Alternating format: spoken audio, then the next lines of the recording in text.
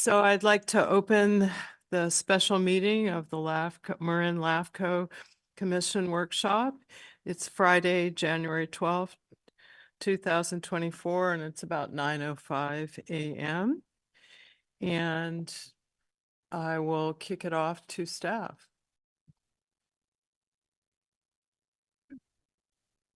Chair Kohler, Present.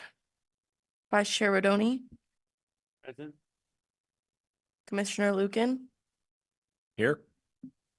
Commissioner Murray. Here. Commissioner Caius. Commissioner Bordeaux. Commissioner Chu, Here.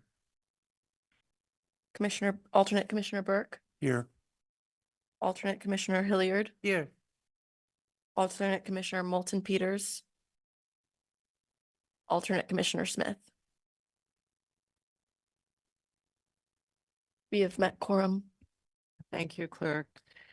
And since we are missing a couple commissioners, or some of our alternates are filling in there, Commissioner Hilliard and Commissioner Burke are filling in. Okay, and Steve Bordeaux, I think it was just a few minutes. Yeah, when he arrives, we'll switch that out. Okay, great. And it's like request to remove or rearrange items on the agenda. Seeing none. Could I get a motion to approve the agenda? So moved. Second. Okay, I think that was Burke with a second from Lucan. And can we do a roll call vote? You don't need to do a roll call vote since everyone's present. You can just do a yay or nay. Okay, so everyone approve? Aye. Okay. Anyone opposed? No. Okay, so this is the portion of the agenda where we will do public open time. It's reserved for persons desiring to address the commission on any matter not on the current agenda. All statements that require a response will be referred to staff for reply in writing or will be placed on the commission's agenda for consideration at a later meeting. Speakers will be limited to 3 minutes. Are there any, I see no one in the room. Is there anyone on Zoom? We have no hands raised. Okay, well, I do want to kick it off to staff for welcome and explanation of the purpose of the workshop and our intent. Sure. Jason Freed, your executive officer. Today we'll be doing a 3-hour workshop, or not to exceed 3 hours, I should say. Hopefully we can get done earlier than that. To go over several things. We have a facilitator with us, Joe Serrano, who is joining us from Santa Cruz LAFCo. We are for the first time using our shared services agreement to facilitate this item. So just wanted to let you know that, and I'm also from an IT perspective, folks in the system can't seem to hear us through Zoom. So I'm assuming that's something with our room stuff because we can hear the mics in the room itself. So give us just 1 second to get the room IT better working. And Okay. Mala, since you're the one that texted me, hopefully you'll be able to tell us when you can hear us. You can unmute yourself, Mala. Are you able to hear us?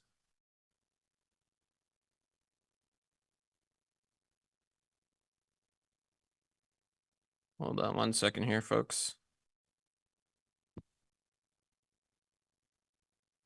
Mala, I don't think anyone can hear us online. Jason, I'm here and I can hear you. Oh, okay. Oh, Kathy can hear us. So Mala, that sounds like it might be something on your end. Thank you. Thank you, Kathy, for letting us know that. All right, so we'll continue on then. So I'm going to hand this discussion over to Joe, who will actually be running the entire facility for us.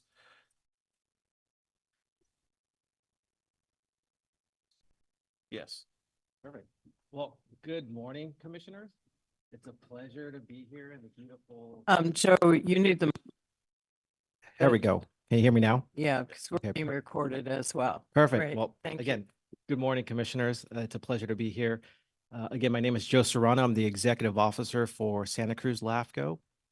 And as Mr. Jason mentioned, I'm here to help facilitate this workshop.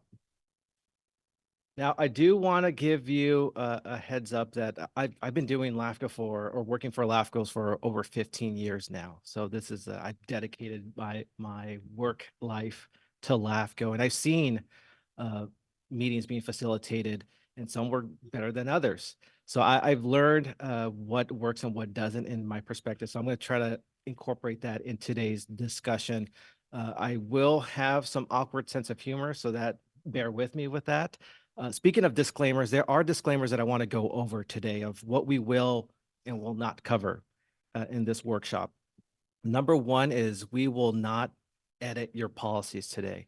We're not going to go through the language and say we need to tweak this here or there. That's not the intent of today's workshop. But what we will do is discuss whether any of your policies need changes or updates, and give direction to your staff and your committee members on what policies need to be changed, or if we need to create a new policy.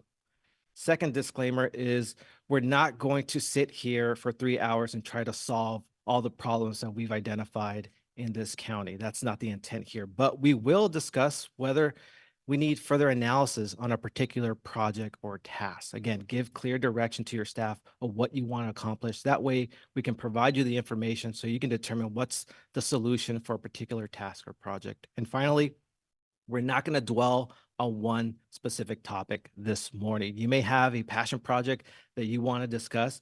That's great. Hopefully it's in your work plan, but if it's not, this is where you can tell your staff, we need to start looking into this particular project. This is where you, again, the overarching theme of the workshop today is giving clear direction to your staff. And so we're going to cover a number of different areas this morning, and we're not going to just focus on one. So now that we know the rules of the game, let's play. So what are we going to cover this morning? So we've broken up into 4 areas. First, you're going to get some special presentations from 3 guest speakers. We're going to cover GASB 75. What the heck is GASB? We're going to learn about that. We're also going to go through the Brown Act. And finally, we're going to get a crash course in LAFCO 101, or for you seasoned commissioners, a 201. I'm not going to give you just the general LAFCO 101. I know you guys are experts, but I'm going to give you a different perspective on what truly is LAFCO at its core. Then we'll take a 10-minute break.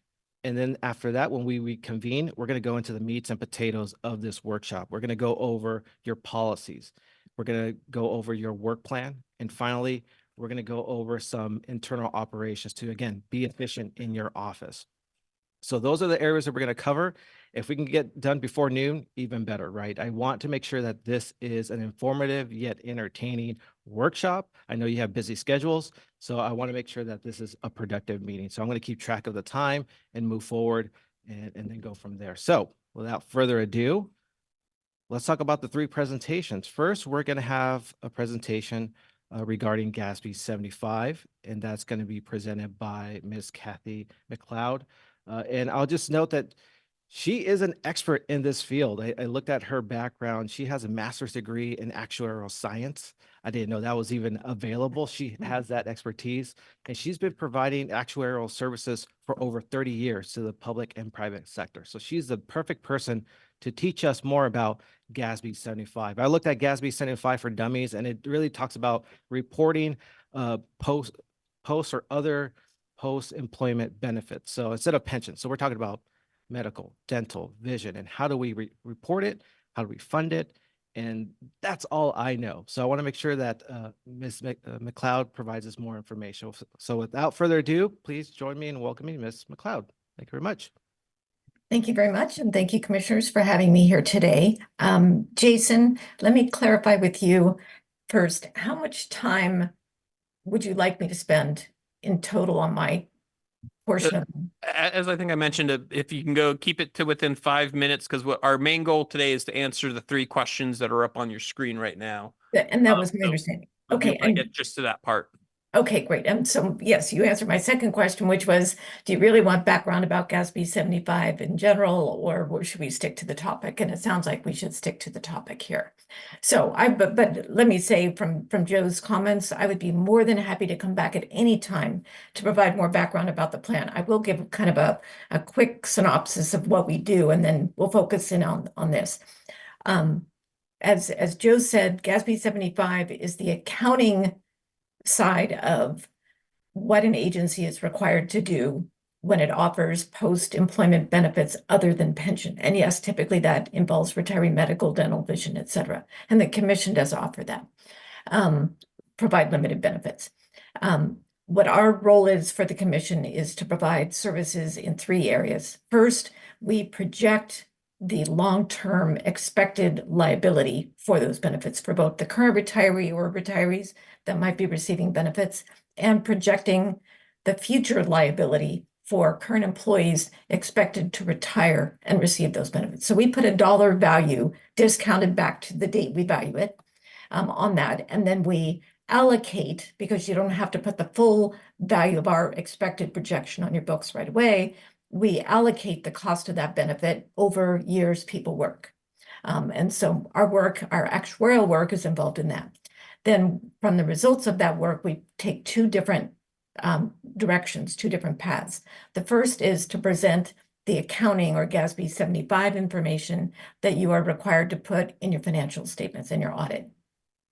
The second is optional, and that's, do you want to pre-fund that liability, just like you do for the pension plan, so that the promised benefits actually have the money when people get to retirement to actually pay the benefit. And so the commission has opted to pre-fund that liability. It has a trust set up, and that's where we're going to focus today on kind of how to invest that money. So the second part is for us to help work with you to define the appropriate amount of money to be contributed each year, if anything, to make sure that when each person gets to retirement, the money is there to do that. So that's a brief background on what the services we provide. Today in particular, the question has come up, the amount of the liability that you have to put on your books and the amount that you need to contribute depends in part on how much money the trust earns, because the future benefits are paid either from money that comes out of current revenue and reserves, or from the trust. And the trust money available depends on how much it earns or it's expected to earn over the lifetime of the trust. So the decision about how to invest the money is an important one, because the more earnings that it gets, the less actual contributions from the commission is required. But likewise, this is the nature of investing. The higher the expected return, typically the higher risk. Now, I want to start right quickly here by saying we do not provide investment services. So it may seem funny that I'm the one talking to you about this. We don't provide investment services. We don't provide investment advice whatsoever. So I'm talking to you just from the perspective of the actuary and someone that is very knowledgeable about your plan and how the liability itself would change based on how you invest the money and the expected return. If you do want more on the expected earnings, information about this, I would encourage you to talk to CalPERS or CERT, and they have folks that are very skilled at coming out and talking to you about this. So this is very just high level to give you a sense of how the decision about investing the money and what asset allocation strategy can affect the liability and affect how much you contribute. So Jason, it's my understanding that you have provided an email that I sent to you with background about this. Is that correct? Yes, that is correct. Okay, so I'm going to dig into things that I talked about in that email. Generally speaking, what you want to consider, I think, from my comments here, are what trust allocation strategy would you like to use? Is the board more aggressive in its perspective toward this, more balanced, or more conservative in its thinking about that? So that's really the decision that needs to be made. CERC offers 3 asset allocation strategies. Again, the more aggressive, more balanced, more conservative. And the more aggressive one is, as is typical, more heavily weighted in equities and global real estate than the others. It has a much higher risk profile. And you want me to share my screen at all to jump to other information? If you want to, you're welcome to. Okay. Stop other screen share. So I'm going to do that quickly and then I'll return it. Oh my goodness.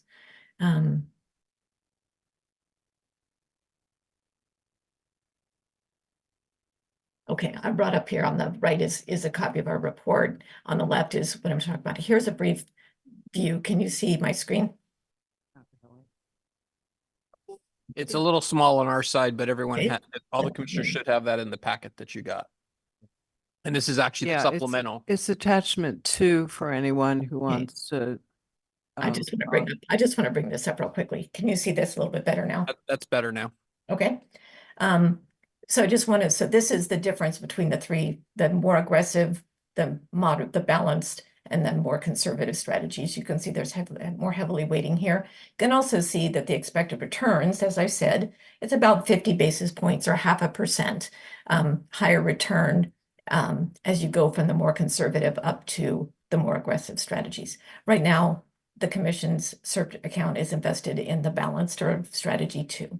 So this, and you can see that the volatility or expected returns above and below the average expected return is, there's more volatility in the more aggressive, and it comes down as you go to more balanced and more conservative. So that's what you're looking at as you're making this thought. And currently, as I say, you're invested in strategy 2. In terms of decisions about the kinds of things you want to consider, again, as I said initially, the risk tolerance of the agency and its board. The second thing, and that's something that you'll discuss amongst yourselves. The second is the funded status of the plan a bit, and 2 ratios that we often look at are the ratio of the plan assets, the current trust assets, to what we call the prior service allocations. And again, I'm going to switch to another chart here because this will give you some important information. As I said, we start by projecting the future value of all of the benefits for people. Now, you don't have to put this on your books and you don't have to fund it right away, but this gives you a sense that roughly speaking, based on the current strategy, it's about 95,000 in projected future benefit liability discounted back to the valuation date where we did this, which was June 30, 2023. And the assets, current assets as a percent of that number, about 76%. So roughly 3/4 of the way funded for that. Then what we do is we allocate that cost to years people are working, and the part of that liability that we've allocated to years already completed is called the accrued liability or total OPEB liability. The best way to think of it is what we've allocated to years people have already worked. And that's a logical way to do it. From that perspective, that portion of this future liability, that 95,000 that exists to date for this strategy, is about 65,000. So plan assets are currently greater than that, which just means that you've done a good job of setting aside more than enough money for the cost accruals that we've assigned to date. And then each year, now we're going to assign some of those costs to future years, and each year we're going to assign some of the cost.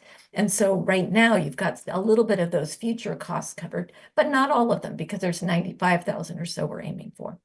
So that what this chart does is then say, well, how would those liability numbers, the present value of all the benefits and the current assigned past service cost and future service cost, how would those change if you change the trust asset allocation and the expected return on those assets? Again, if we shift to a higher yielding strategy, if you switch, then more money will be made up from earnings in the future, or expected to be made, although you could lose, a better chance you're going to lose some money. But you've got a chance overall for some higher return versus a lower return. How will that change the liability? Excuse me. So less in future earnings means more has to come from the employer and the liability goes up. More future earnings means less in the employer liability and less future contributions. So this is kind of the impact of that change. For your plan, it's not terribly dramatic. So that's good. It's not a huge decision. Right now in strategy 2, things look good. In fact, for all 3 strategies, regardless of what you do, you've got more than enough money to cover what we're saying are the past service costs. The second thing that we typically look at is how long you have on average to fund those remaining future service costs for the active employees. And in the commission's case, the average age of current employees is 37, and we're projecting on average about 13 or so, a little bit more than 13 years of future service. So that gives you a time horizon over which you have to fund. So what that says to me is you've got time to make up if the trust loses some money, you've got an opportunity to make up the shortfall. If the trust earns more than enough, then you're in good shape. So I don't see anything particularly worrisome about what's your current asset strategy is. So all I'm doing today is really providing that background about kind of where the current funded status is. And you can take it back over, Joe, and go back to the screen with the question if you want. So that's just the background about where the plan lies. In the commission's case, I don't think it's a particularly troublesome posture, and there's nothing that jumps out to me that says that a change is warranted or that any of the three strategies would be a particular problem. So from my perspective, it really probably boils down to, at this point, the commission's overall comfort level with the risk profile of the strategies and which one you would prefer to be in. Yes. So just thank you very much, Kathy, for that. Just to give a little bit more Marin LAFCo background. We used to have a EO named Peter Banning who retired with LAFCo. He was the very first person who ever retired that was a LAFCO staff. At that time, we had 0 OPEB money set aside. So what the commission at the time said was, this is long before me being here, we're going to pay as you go for Peter, because that was really our only choice. At the time, the commission then said, okay, we are going to set up these parameters so we don't have to pay as you go. We'll have the money set aside, a very smart thing for everyone to do. And so the question that you have is, do we want to keep with the customs that the commission set over a decade ago, or do we want to make any changes? And that's where our three questions come into play today.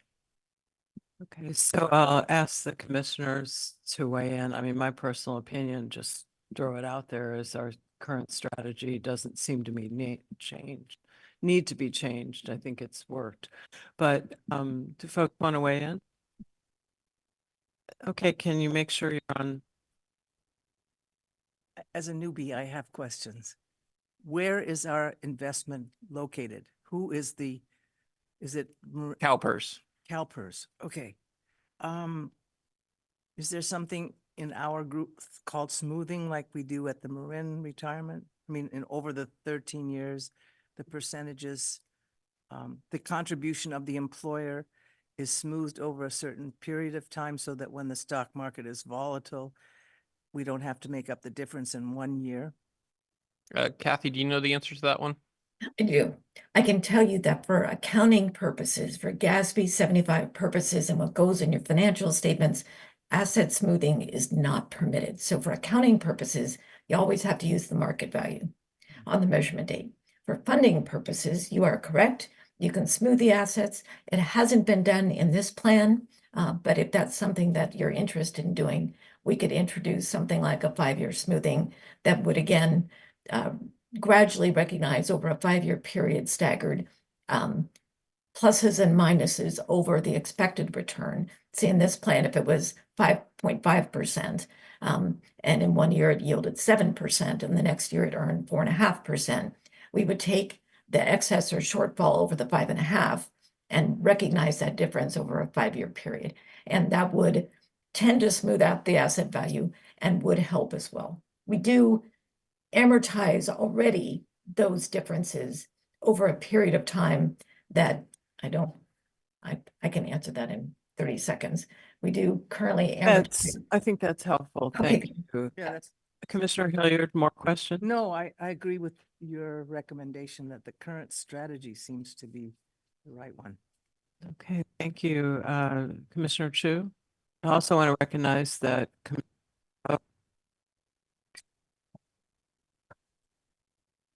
Hi, good morning. I don't know if this is in the scope of our discussion, but you kind of pointed out the sensitivities associated with market risk. What about the risk of the change in discount rate? That's a good question. In the commission's case, because the plan has been pre-funded at or above the levels that we as actuary and the prior actuary used, the discount rate is determined solely based on the expected return in the trust. We don't have to look at a bond rate or anything that otherwise fluctuates. So the rate of return in the trust has been pretty stable. It's come down, like your CalPERS pension return has come down over the years. And right now it's at about 5.5% for the strategy 2 you're in. So that rate itself will not change unless and until CalPERS changes its expected returns. And they do that usually every 4 years or so. Yeah, more frequently in recent years. Yeah. I think for the purpose of our discussion, we kind of have a middle position right now. And if you look at 50 basis points, it's like $360. I mean, if sometimes things you see 75,000 and that really is expressed in thousands. So we're not looking at a $75 million fund. So I'm fine with where we are. Thank you, Commissioner Chu, particularly with your background. That's really helpful information. Thank you. Alternate Commissioner Burke. Is there a companion study projecting healthcare costs in this time frame as well, so that we know that we're actually accruing what we need to pay 13 or 30 years out? I rely completely on what Kathy tells me to do. And what I will say is that, yeah, that's a good question. We are required to prepare full new valuations for the commission every 2 years. We've just completed one. It's out to Jason in draft form. So there's a full new report that provides information, updated liability calculations, Great. updated accounting information for fiscal year end 24, and updated funding numbers for the next couple of years in the report. So there's a draft out for his review, but I understood that that wasn't part of today's discussion. Thank you, Commissioner Berto. Yeah, and forgive me if I missed this. A couple of years ago, what we did in San Anselmo, we took advantage of good rates at the time. We refinanced our pension obligation bonds. We saved our residents probably about 250,000 over the lifetime of the bonds. Do you foresee any opportunities like that? I know at the time the market rates were uncharacteristically low. We took advantage of them. And I know that there's no real crystal ball, but do you foresee any opportunities to do something like that down the road? I just want to mention that we're talking about under $100,000. I think most cities and towns did take advantage at that time. Yeah, we don't actually we have 100% funding right now without any financing. So we don't have to do the refinancing of bonds or anything like that. We are 100% funded with zero bond financing. Thank you, Commissioner Lucan. Jason, I was wondering, can you just quickly summarize what are the other post-employment benefits that we offer here at LAFCo? We offer exactly what the county offers. And since we haven't had anyone retire since I've been here, I haven't really looked into details of it, but I'm pretty sure it's, and correct me, you might know better than I do. It's healthcare, it's vision, and it's dental, I think, but I could be wrong on that. Gotcha. And I can help on that real quickly. That coverage is available, but the commission's commitment toward that for any employees other than the one current retirees is limited to $150 per year of commission service, up to a maximum of 20 years or a maximum of $3,000 per year. So the employee or retiree can take the coverage, but the commission's cash contribution toward the premium is $3,000 per year, except for the one current retiree. Gotcha. And that would be the different retirement benefits that come through. Are they technically MSERA retirees? Correct. Yes. Yes. Okay. Thank you. Commissioner Rodoni, did you want to add? Just to say that I support the strategy too.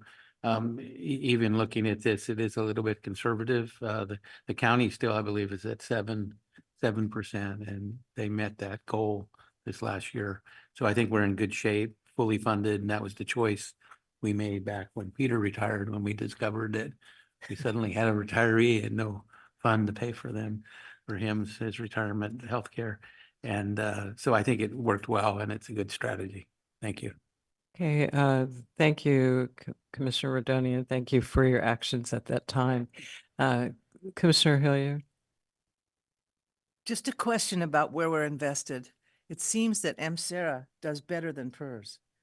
And I'm wondering if we should switch over to MSERA as opposed to PERS. It's my understanding, I could be wrong on this, that MSERA doesn't do the future funding accounts, that they just do the current stuff, or am I wrong in that? We don't have an What answer. I can say is that I don't believe that MSERA offers an OPEB. They may do better on the pension side, but this is a special trust offered for the other post-employment benefits. It's not commingled with the pension investments. And CalPERS offers something, and there are a number of other independent trust agencies available. But MSERA, to the best of my knowledge, does not offer something for OPEB. And we do want to do a time check here. We are 5 minutes past where we were scheduled. to be. Yeah, I just want to, I think we got the sense that people are comfortable with strategy 2, where we've been, which is considered more balanced.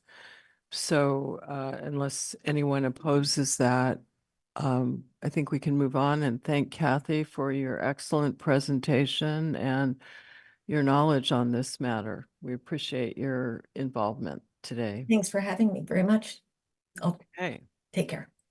And I'll just let the commission know, as throughout the workshop, any commission response or direction, I'm actually going to embed that into the presentation. So once we're done with this workshop, when you revert back to the presentation, you'll see the actual direction that you gave your staff. So that's why you can see here, I put that you're going to continue the balance strategy.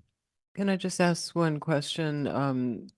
Since you're facilitating, Joe, is the plan that you would have sort of a note taking that would come back to the commission so we can see that at our next meeting? That's correct. Perfect. Thank you. So moving along, I now want to go into the Brown Act, and we have another special presenter, Ms. Mala Subramanian, who will give us a scolding, a refresher on what to do and not to do when it comes to public meetings. Ms. Mala, I'm actually a big fan of hers, not just because she works for what I think is the best legal counsel in the LAFCo world, but she is an expert in this field. She, Ms. Mala, correct me if I'm wrong, but she won back-to-back Lawyer of the Year award. So that's just awesome to have. And she is your legal counsel. She's a legal counsel for a number of various cities, as well as various LAFCO. So she's going to go over the Brown Act. And without further ado, Ms. Mala, would you like to give us a crash course on the Brown Act, please? I Yes. just want to, just a quick question. This isn't in our packet, and I think this will be good information for the commission to have. So hopefully when we get that feedback, it can be included and also loaded on the website would be excellent. Thank you. Yes, Chair Kohler, we can do that. Jason has the document, so we can load it after the meeting and onto the website, and you can all have access to it. Thank you. Okay, let me see if I can share screen and get this going.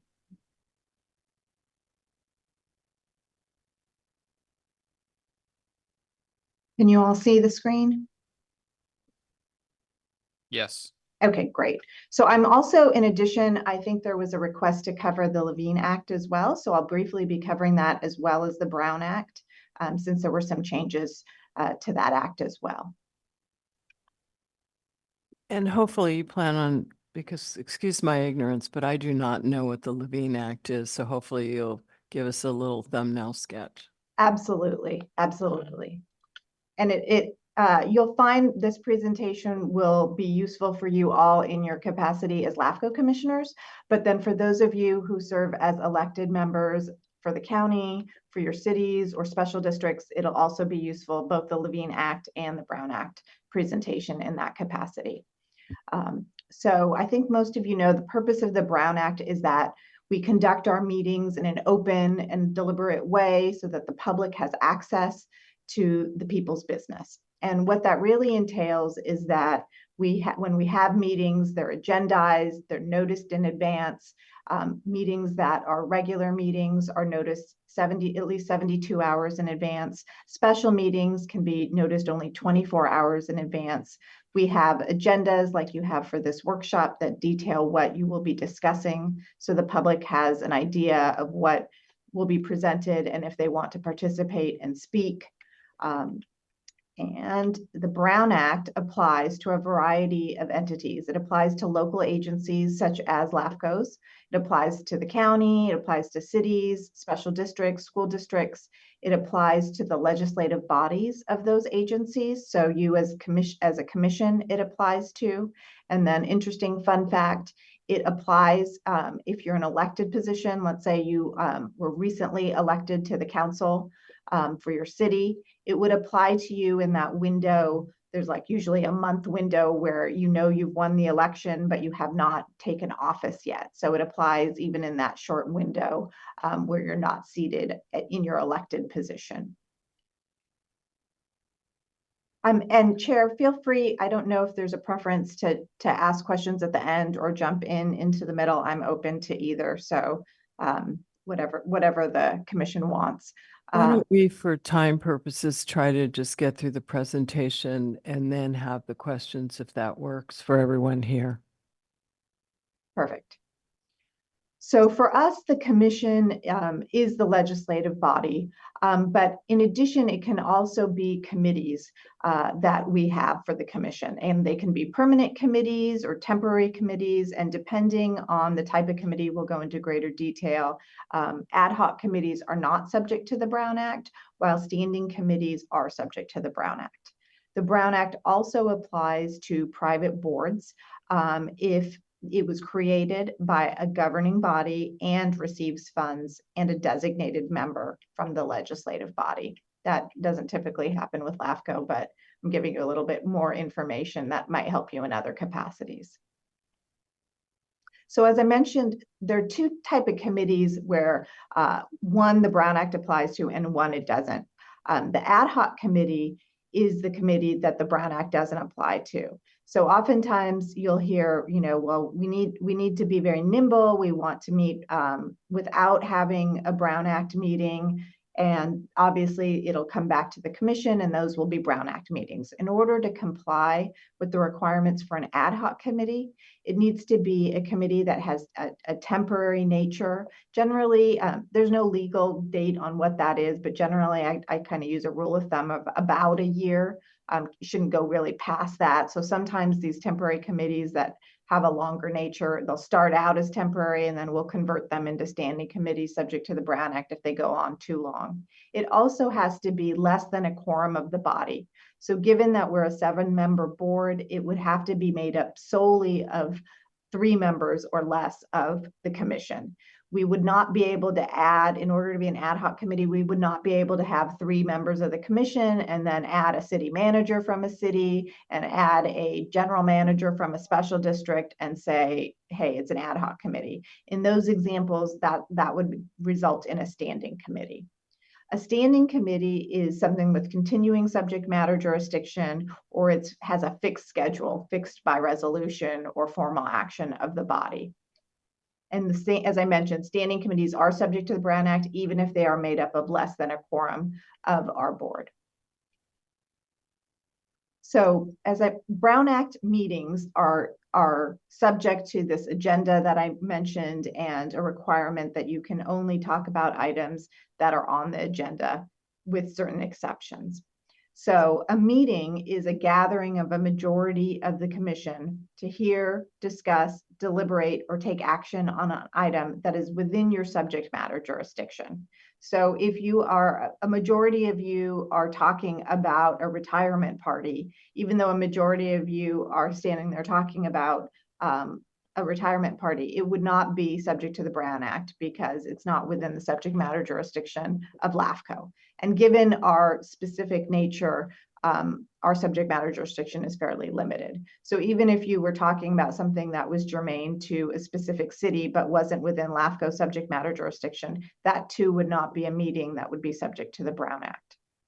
Meetings can happen because a majority of you may be in the room together talking about something, but they can also happen, and it's more common to happen, inadvertent violations of the Brown Act when it's a serial meeting, when it's a series of communications between a majority of you to discuss, deliberate, or take action on an item that is within your subject matter jurisdiction. And the serial meeting typically happens via email or text, some sort of communication that isn't typically in person. I think many of you realize that the in-person meeting is going to be a violation of the Brown Act, but I think accidentally these serial meetings can happen typically via email. The two types of serial meetings you see are the chain meeting, where Commissioner A maybe emails Commissioner B, or it could be speaking with Commissioner B about a subject matter item germane to LAFCo. Then B speaks to C and says, hey, I just spoke with A. We were talking about this item and our concerns.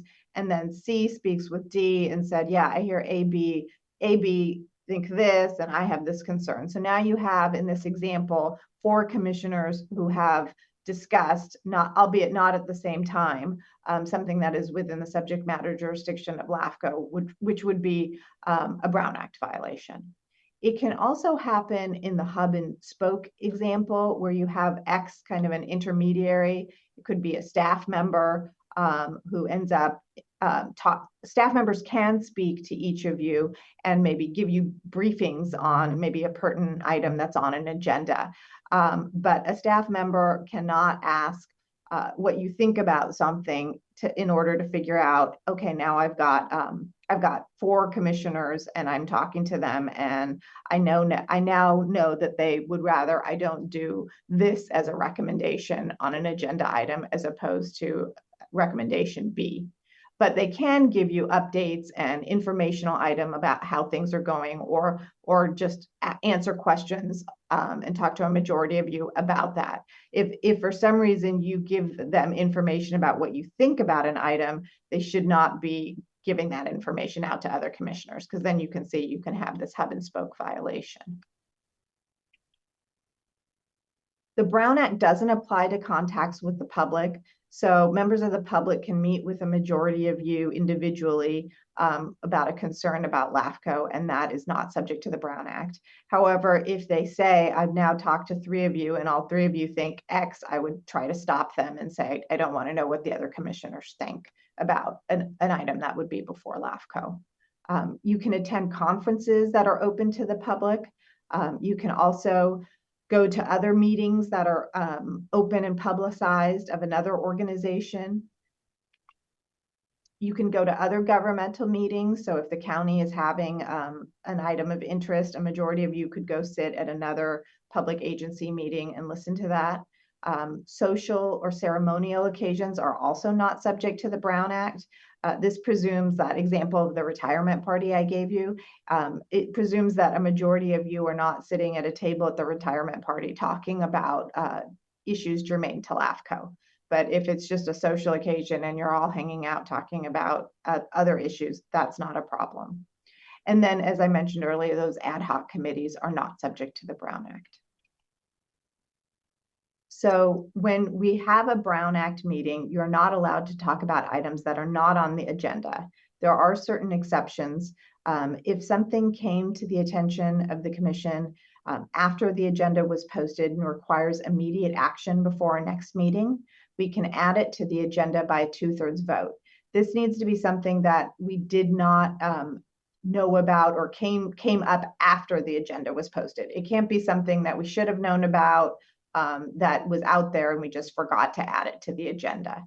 Also, emergency items can be added to the agenda.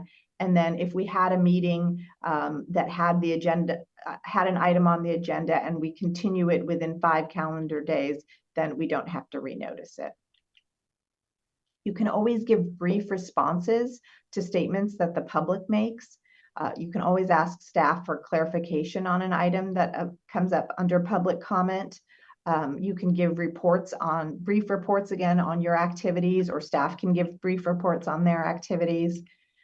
We can also you can always provide information to staff, or ask staff to report back on items at a future meeting, or ask them to agendize it at a future meeting so you can talk about it.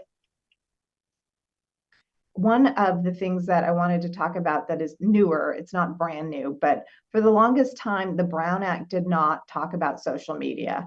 It didn't really catch up with the times on Facebook and Instagram and all the various social media platforms. So AB 992 finally dealt with how we could have social media and still comply with the Brown Act. It allows you as a commissioner to post on social media. You can answer questions on social media regarding LAFCO issues. You can provide information to the public. You can ask the public for information about LAFCO issues. The key point in order to avoid a serial meeting and a Brown Act issue is that your social media site, if you're on Facebook or Instagram, it has to be open to the public. It can't be like a closed site, invitation only. You can't block or deny access to posts. If those are things you want to do, I would suggest you have a private account where you have public agency business on that, and then you can invite and do what you want because it's not related to public agency business. And then a public account that's open to the public where you're not blocking people. In addition, you can't discuss amongst yourselves commission business on social media. So if one of you posts an item that relates to LAFCO business, like come to our workshop, we're going to be discussing all sorts of exciting issues. Another commissioner can't even like that post. So not only can another commissioner say like, thank you for getting this out to the public, it's going to be a great workshop.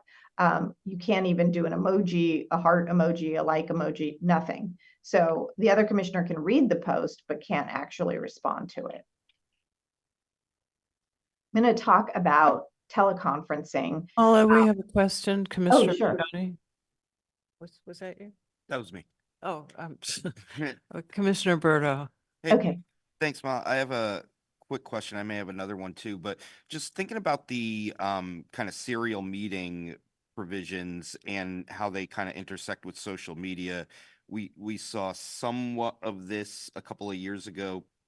What happens when you have like, our council is a 5-member council, but what happens when you have 5 members that post about, say, city business, or in this case, LAFCO business, on their social media pages?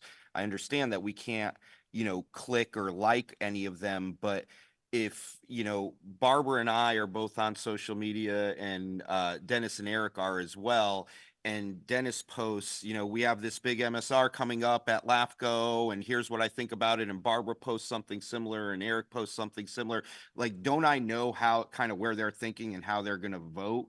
And are there any specific kind of provisions that address that? Because we had a situation where a majority of our council had posted their position on an item that was going to be coming before the council. Nobody interacted with it, but we went into the meeting kind of knowing where everybody was on it. Yeah, that's a really good question, because I mean, I can think of all kinds of things. If it's a due process issue, depending what the item is, I'm presuming it wasn't, then you wouldn't want to post your position in advance. If it wasn't due process, I don't know that there would be a technical violation, because as long as none of you responded to it, right? But as you said, if a majority of you posted your position in advance and all of you happened to read each other's social media and you complied with all the things I put on the screen, right? It was open to the public. You didn't actually discuss it. You just read it. I don't think it's actually a technical violation of the Brown Act. It's just a little strange because, as you said, you go into a meeting where everyone knows each other's positions. So, maybe a best practice is not putting your position out there, but saying, hey, we have this important MSR, we have this important item on the agenda. We'd love to hear from you, the public. Please come to our meeting, but not actually put, and I'm thinking of voting no on it because of these reasons. Okay, let's hold questions to the end. That was kind of the rule we started with to go through time. So sorry, Commissioner Berto, but you just keep that thought. Okay, Mala, go ahead. Okay, sounds good. And so now I'm going to talk about teleconferencing under the Brown Act. For the longest time, the first bullet point was all we had, which is, as many of you recall, was that in order to have a teleconference location, you had to identify your location on the agenda. So you'd put the second address on the agenda. It had to be open to the public. A quorum of the commission needed to participate within the county, our jurisdiction of Marin County, and all the votes had to be roll call. So if you were sitting in a hotel in New York you had to post it in advance. And then if someone wanted to attend in that New York conference room that you were sitting in, a member of the public, it'd have to be open to the public. So then, as you know, COVID happened. We had AB 361, which allowed all of us to participate remotely. So the entire commission could be on Zoom. We didn't have to post a physical address. We didn't have to be in the same location. And it was related to a state of emergency and the need for physical distancing in order to, because of the health emergency. So AB 361 is not in effect anymore, but we have AB 2449. So in addition to what I'll call the traditional teleconferencing rules, AB 2449 allows us to, it gives new options, and some we just used it, I think, at our last meeting. It allows for hybrid meetings for a commissioner to participate remotely, not putting their address on the agenda. In just cause, if you have a just cause rationale, it's because of one of these four things. You have a caregiving need, maybe a child, a parent, a grandparent is sick, and you need to physically be there in order to support them. This item 2 is the one that I've used the most. It's the contagious illness that prevents in-person attendance. With COVID, we've had a lot of people using this, and this item, because of that, it can be a cold, it can be the flu, it can be anything contagious. There's also, if you have a physical or mental disability that you need to participate remotely. And then the last one that I've used on occasion is travel, because you're on either official commission business or another state or local agency. So let's say you're at a conference because related to county business, you would be allowed to participate remotely. If it's related to your local, like special district business or city business, you'd be allowed to participate remotely. I did have an example. It came up where a commissioner or a commissioner for another client was worked for a federal agency, and she needed to travel for federal business, but it specifically uses state or local agency in AB 2449, so we weren't allowed to let her use the remote provisions to participate because it was federal business. If you need to participate in this manner, contact Jason at your earliest opportunity. We then notify the commission that you're going to be participating remotely. At the beginning of the meeting, you need to say you're participating remotely for whatever reason. If you have a contagious illness, you don't have to say, I have COVID, I have the flu. You can just say, I have a contagious illness. So it's just a general description of why you're participating remotely. In addition to the just cause examples, there's also emergency circumstances, which if it rises to a higher level, you can participate also remotely without having the public there if it's an emergency circumstance where you need physical or family emergency. The difference with emergency versus just cause is if you have an emergency, you actually have to get approval from the commission. So like at the very beginning of the meeting, we would need to ask the commission to vote to allow you to allow you to participate remotely for emergency reasons.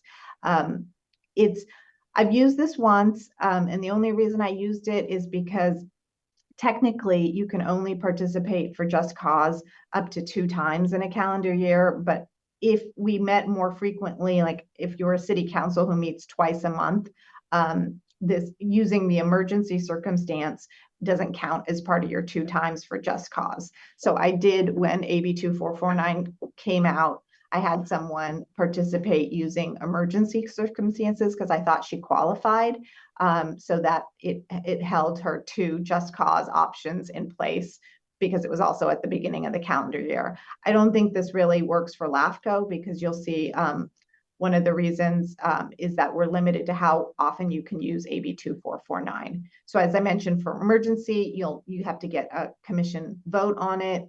We need to announce it as soon as possible, and we need to, if we can post it on the agenda, we will. The requirements require you to be on camera at all times. Under traditional teleconferencing rules, you don't have to be on camera, but if we are using AB 2449, you have to be on camera at all times. If for some reason someone else is in the room with you and that person is 18 years or older, then you need to announce publicly that my spouse is in the room with me. Whoever the person is, you need to announce what your relationship to that person is. All of the votes have to be roll call votes. If there is some sort of internet disruption on the commission side of things, then we have to stop the meeting. And then a quorum of the commission has to participate within the jurisdiction if we're using AB 2449. What I mentioned earlier is there's a limitation on how often you can use it. Because we only meet less than 10 times per year, each commissioner can only use this option twice in a calendar year. If you're a city council member, like I mentioned, and you meet more frequently, twice a month, let's say you meet twice a month, then you can use it no more than 20% of your regular meetings. And then just cause can only be used twice, which was why in that example, I encouraged one of the council members to use the emergency provision to save her two just cause options. But for LAFCo, you have a max of twice. So it's something that we have to pay attention to if you need to use this, that it's limited in that way. So the last item I'm going to talk about is the Levine Act. And this is something I know I heard at least the chair mention that she wasn't aware of. And so I'm going to talk about how it used to apply and how it applies now. So until very recently, the Political Reform Act said a campaign contribution is not a source of income, and therefore there was no conflict. Now, this was only applicable if your board is appointed. So given that LAFCo is an appointed board, even though we have many elected officials on it, you are serving in your capacities in an appointed position. The Levine Act applied to campaign contributions to you of more than $250. I'll get into what that means about whether you're able to participate or not if you get a campaign contribution from someone. So for many of you, this only applied in your LAFCo hat, but when you sat in your supervisor's hat or your city council member's hat or your special district hat, it didn't apply because it only applied for appointed, not elected officials. And it applies to proceedings where there were licenses, permits, contracts, entitlements. So very recently, SB 1439 switched the Levine Act. So now it applies to you in your elected capacity. So the requirements that I'm going to go through now apply both to you as LAFCo commissioners, which had been the case all along, and also apply to you in your elected capacities at your councils, at your board of supervisors, and at your special district meetings. So what this means is when a proceeding is pending, so when it's before the commission, and for 12 months following a decision, you cannot accept, solicit, or direct a contribution of more than $250 from a party, a party's agent, a participant, or a participant's agent if you know that they have a financial interest in the proceeding. So this applies to contributions that you might receive and that and contributions that may be directed by you.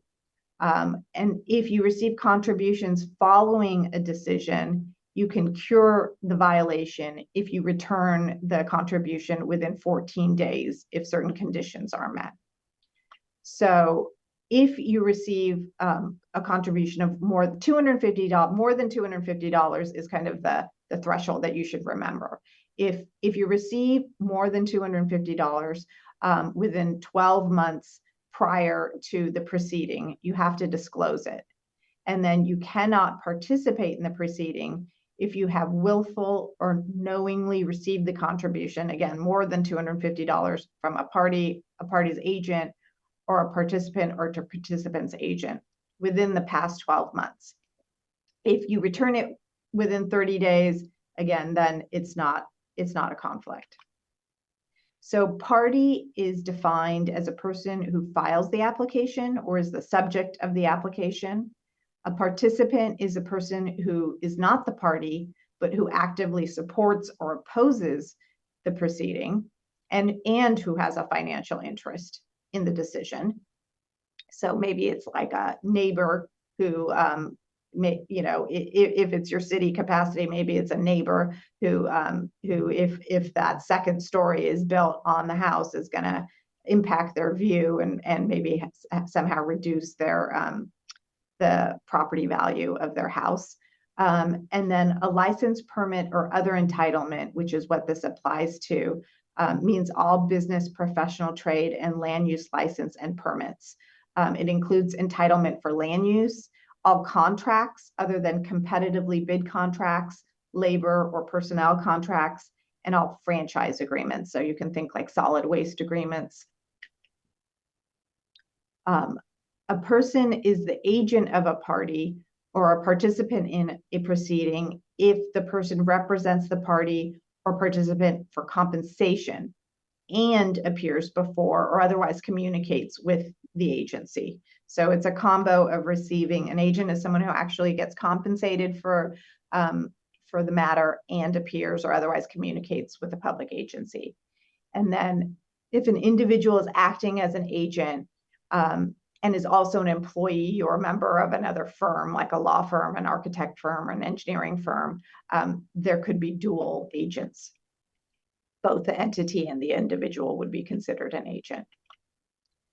So in addition to the requirements of commissioners and in your other capacity as elected officials, the parties to the proceedings have to disclose whether they contributed more than $250 to you within the past 12 months. And then the party and participants cannot make a contribution of more than $250 to you while the proceeding is pending and for 12 months following the proceeding. So that is the Levine Act. And as I mentioned, that has applied to you as LAFCo commissioners, but not as your elected capacity until more recently, as of January 1, 2023. That's when it started to impact you as your other elected position. That's been the cutoff date. I'm happy. That's the end of my presentation. I know I ran through this very quickly, but I'm happy to answer any questions you have on either of the items. Okay, I think Commissioner Berto had a question. Just one other question, about, you talking about social media being open and accessible. A lot of social media platforms by nature are closed off. Catherine can't see what I'm posting on my social media accounts if we're not connected there. So therefore, it's not necessarily open to the public. Has that been addressed at all? And when you say, Commissioner Berto, when you say unless we're connected, I mean, she could in theory, I'm presuming like friend you or do a invite request and you would, as long as you're accepting it, not blocking her. If it was wouldn't be a Catherine, I'd absolutely accept it. Yeah, that's the But- problem. Yeah. I think people that are a little more savvy and a little more concerned about kind of privacy on social media platforms, like they'll lock their pages down. So for instance, if you go to Facebook, and you're not connected with me, you can't see what I post. And so therefore you wouldn't be able to engage with it. You could certainly, look me up, send me a friend request. Whether I accept it or not is another thing, but that's kind of how it works. Similar with Instagram as well. Yeah. X, formerly Twitter, is a little more open where anybody could see what anybody posts, but for certain social media platforms, you can't see it in most cases unless you're connected with the person. Yeah, and to address that, as long as you don't deny the request when the person tries to friend you so they can see your page, as long as you're not blocking them or denying that request, that I think would be considered open, given that the platform is such that it's not like Twitter or something, or X, whatever they're calling it now, that you can just see what's on their page. But if you were to, as you kind of alluded to in a jokingly, that for Catherine, you would accept her, but not someone else. That's when the problem comes, because then it's not really open because you're only letting certain people in. Yeah, Dennis posts too many memes. That's why he may not get past the firewall. I think a lot of LAFCO commissioners are not posting LAFCO business. Yeah. social media, maybe more in your other capacities. Any other questions? Because we're kind of running short on time here. Dennis, Yeah. Commissioner, Vice Mala- Chair. Mala, thank you for the presentation. It was really good. I have been studying the Brown Act for years and I always learn something new every time I see it again. But with our commission here, we have very active alternate members. And so how do you determine the quorum issue under the Brown Act? Is it always 4? Or does it grow if we have regular members and alternate members that are participating? Well, it's always 4, but are you thinking of like, let's say We there's really have 3. 10 is what I'm thinking, or more, that are active participants. So does that change from the Brown Act's perspective? Yeah, it doesn't change the number, unfortunately. So we're still stuck with 4. So if for some reason, 3 commissioners who were regular commissioners were in a room, and then it was an alternate who was also there, I think we would be stuck if 4 of you were chatting about public agency business. If I can add in there, the problem you get, and Mala can correct me if I'm wrong, is let's just say Supervisor Rodoni that you wanted to sit and talk with the 3 alternate members. You would have just made quorum of LAFCO by doing that. So you've got to be very careful. It's 4 people. And while if it's you and Supervisor Lucan and Supervisor Moulton Peters were to meet with a 4th person, you're okay because 2 of you are blocking Supervisor Moulton Peters from making a quorum because it's the alternate is your alternates and both of you are sitting there. So you got to be very careful when you're in a group of people and all of a sudden you realize that you have 4 of LAFCO commissioners there. Avoid LAFCO conversations, even if it's alternates in the room, because that can make a quorum. Yeah, thank you. I appreciate that. And then Mala, it's my understanding the FPPC ruled that the Levine Act wouldn't go backwards. It would only start January 1, 2023 and go Correct. forward. So contributions correct. in the reverse 12 months would not be qualify for the Levine Act, at least in other agencies besides LAFCO, because Levine Act's always been present here. Yes, that's absolutely correct. In other agencies outside of LAFCO, it's going forward as of January 1. But for LAFCO, we've had it. So if it applied to you in your LAFCO capacity, that date doesn't apply. Any other questions? I just have a quick one. Mala, I believe the last meeting, we have potentially three supervisors on this commission, and generally the alternate doesn't attend because I think worries about the Brown Act. But I think you mentioned that there's an exemption for LAFCO. When you said you had 3 commissioners and So an we have alternate? 3 supervisors, Okay. one of whom is an alternate. And usually we like the alternates to attend for continuity, or potentially if someone doesn't show up. So, but I believe last time you mentioned there's an exemption specific to the Brown Act for the alternate. So in essence, alternate Commissioner Stephanie Moulton Peters could attend as an alternate. Is that correct? To attend our meetings? She could absolutely attend our meetings. Maybe I'm misunderstanding the Well, I question. think there was a question, is it potentially a violation of the Brown Act if 3 supervisors are sitting in the room together? Well, if 3 supervisors sitting in the room together, we wouldn't have, and it's just the three of them, and they're talking LAFCO business and not county business. Right. I'm only then it- talking about LAFCO. Yeah, then it wouldn't be a Brown Act violation for LAFCO because 1, we don't have a majority of our commission in there, 4, and really, as I think Jason was saying earlier, given that one of them is an alternate for the other 2, it still wouldn't be a problem. Yeah, Okay, and just to clarify, I'm talking about should Stephanie Moulton Peters attend as an alternate if she has time to do so, our commission meetings, which would include whoever is here, not just Yeah. the If 2 I could others. step in real quickly, I know the CAO's office for the Board of Supervisors has taken the position that they would prefer not to have the alternate in the room because if the 3 supervisors are in the room, that would make a quorum of the Board of Supervisors. And should there be a side discussion at some point in time, that there would be a Brown Act violation for the Board of Supervisors. So they have taken that position Okay, on the board side. Whether or not they can physically all be in the room together, yes, it's my understanding they could be. Yeah. It's just the CAO's office has taken the position that they prefer them not to be. okay, that's great. Thank you. So And that let's, makes sense. I think they're just trying to avoid an inadvertent Brown Act violation for the county. excellent. Thank you. And so let's move on because we're running a little late. Thank you, Mala. Thank you, Ms. Mala. And Chair, I just want to ask you, we are at 10:15. Do we want to take a 10-minute break or do we want to keep moving forward with the LAFCO 101, 201? Let's Why don't keep we moving take forward. at least a 5-minute break? Let's try to shorten it if possible. All right, then we'll meet at 10:20. Okay, great. Thank you. Chair, are we ready to get back? I apologize. I'm sorry, the taskmaster is not me today, clearly. Okay, Joe, take it away. Appreciate it. I know we're missing one commissioner, but we can get started. Yeah, let's go So ahead. we're gonna have a quick little last special presentation before we get into the actual workshop discussion. And what I want to provide you is different areas of a LAFCO 101, 201.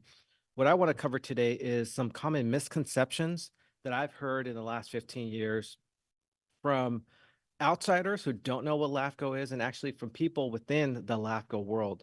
I then want to go over what is LAFCO? Why was it formed in 1963 and why is it still here today?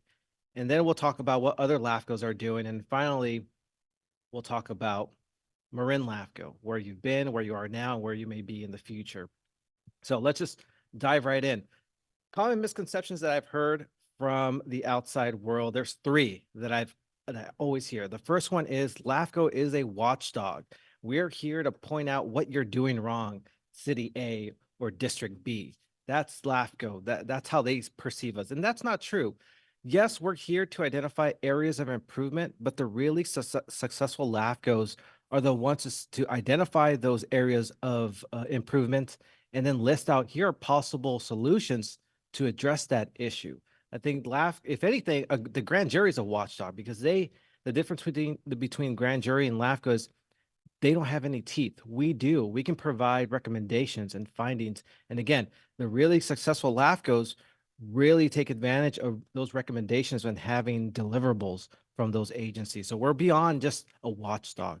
Another misconception is that LAFCO is a Death Eater for local agencies. And that's a Harry Potter reference, meaning that we're here to get rid of special districts. And that's not true. We want our agencies to succeed, but we also have the responsibility to identify areas of improvement, ways to save money or be more efficient. So we're not here to get rid of local agencies. We're here to make sure that they're successful, and we can do that through our service reviews and analysis and changes of organization.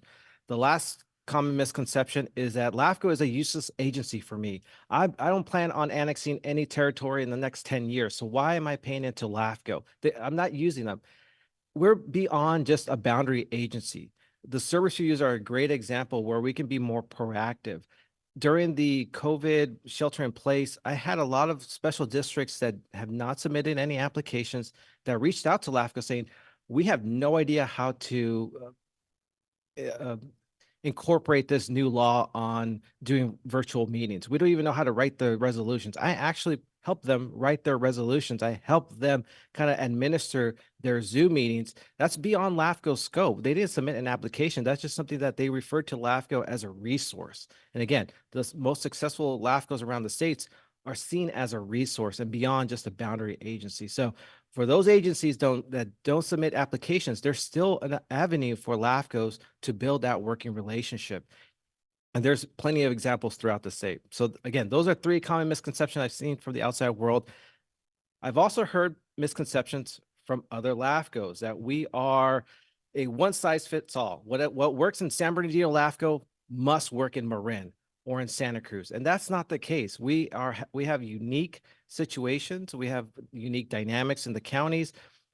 That's why we have 58 LAFCOs, because that LAFCO has that local knowledge of what's going on in your county. So that is not true that what works in one LAFCO has to work at somewhere else. On the flip side, there's a common misconception that we are on our own. We're the only ones that can solve our problems. And more often than not, another LAFCo has dealt with the same issue or a similar issue. So it would behoove us to look at their best practices, look at how they solve that problem, and see if we can implement that in our county. So you're not siloed, you're not on your own. There's other LAFCos that can potentially provide you a solution to an issue that you're facing. I've heard that we are enemies to certain LAFCos. When I started with Santa Cruz LAFCO, there was this bad blood between LAFCO and another city. It felt like high school. I was told that we don't work with that city because of what happened in the past, and we hold these grudges. When I became the executive officer, I made it my effort to build a stronger relationship with all the agencies, including that city. And it took a while to build that trust. But just because we've had a bad experience in the past, that shouldn't prevent us from working with that agency in the future. And now LAFCO and that city have a great working relationship. And it really comes down to building that trust with those agencies and LAFCO. The last one is that we are bound to our peers. And this is more for commissioners. Some commissioners see that when they get appointed onto LAFCO, they're there to represent their district and their district only, or their agency only, or they're there to represent all the districts, and that's it. What's interesting about the LAFCO law and how we can implement that is that you literally, it's cliche, but you put on your LAFCO hat. You are now representing the whole county. You have the expertise as a city member, as a board of supervisor, or as a special district board member, but now you take that expertise and apply it as a LAFCO commissioner. So you're not just there representing your own entity, you're there representing the county as a whole. So that's the common misconception. So what is LAFCO? That's a question that has been asked at the Cal LAFCO conference, and it's interesting, you get different responses. And I've been doing this for 15 years, and I struggled with, how do you answer? I've been in a position where someone asks, well, so what do you do? And I explain LAFCO, and I just see it go over their head because they don't understand what LAFCO is. And I'm sure some of you have had a similar situation. And then one day I realized that the meaning of life and the answer to the meaning of life is the same thing as the meaning of LAFCO. And I have a short video that kind of goes over what makes life meaningful. Some of you have seen this, so bear with me. But again, try to see if you can see the 4 things that make life meaningful, and hopefully the audio works. It isn't 42, and you don't need sandals and a beard to understand it. There are 4 things that make life meaningful. Firstly, helping others. The most meaningless life would be to have to roll a boulder up a mountain repeatedly, because what makes life meaningful is doing something useful for other people. We often think the nicest thing is to be served, but that's as nothing next to the joy of serving others, fixing their hearts, teaching them trigonometry, helping them to burp. The meaning of life is service. It's also to make something that's better than we normally are. We're all a bit of a mess, anxious, furious, forgetful, so there's meaning in creating something superior. The train set that's more organized than we are, the garden that's pretty in a way we aren't always, the book that says what we normally can't. Finding out how stuff works is also meaningful. Gravity, a foreign language, computer code, and best of all, who we are, what drives us and what we should aim for. Lastly, meaning comes from connections with others. The opposite of superficial chat is when you show the vulnerable, scared parts of you to another person. The best way to kickstart a meaningful conversation, just ask, what are you really afraid of? So that's the meaning of life. So if you didn't hear the 4 things, they were helping others, making things better, finding out how things work, and connecting with others. So now let's put on our LAFCO hat. Is what is the meaning of LAFCO? Helping others. We're public servants. You're elected officials. You were appointed on LAFCO. You have taken that responsibility of finding what's the best way to provide services to the public. That you've taken that kind of role. You're helping others. That's what LAFCO is. We're here to determine who's the most logical provider of public services. When we say provider, we mean cities or special districts of the county. And when we say service, we mean water, sewer, fire, etc. That's us helping others, making things better. We can do that through our LAFCO powers. We can annex territory into the agencies. We can merge, we can consolidate, we can dissolve. We have that statutory power. We can make things better. And again, that's LAFCO at its core. Third thing is our service reviews. I like to see them, they're similar to audits, but they go beyond the financial health of an agency. It's telling a story. The really successful service reviews are the ones that tell a story. Why the agency was created, what's its history, what's the services that they're providing, how are they providing it, who's their staff, what's their financial health. You're telling this story that helps determine are there areas of improvement, what are they doing really well, and what are areas that they can fix on. That's kind of the most powerful tool that LAFCO has, is these service reviews, because we can really figure out which agencies are doing well and which ones need some improvement in some sort. And finally, is connecting with others. I think the most successful tool that LAFCOs can have is building relationships. LAFCOs have the opportunity to work with board of supervisors, city managers, general managers. We deal with the public, and we can have successful boundary changes when we actually build those relationships. Because I've worked this past year, I worked on a fire consolidation involving 2 fire districts. It took us 2 years to actually make this come to fruition, because we had to build trust and a relationship with the public. At first they thought, no, why are you taking away our gem, our identity? This fire district, it represents us. We had to build that connection with the public to explain to them and articulate the benefits of this consolidation. And it took 2 years. We also had to educate the fire agencies of what was going to happen.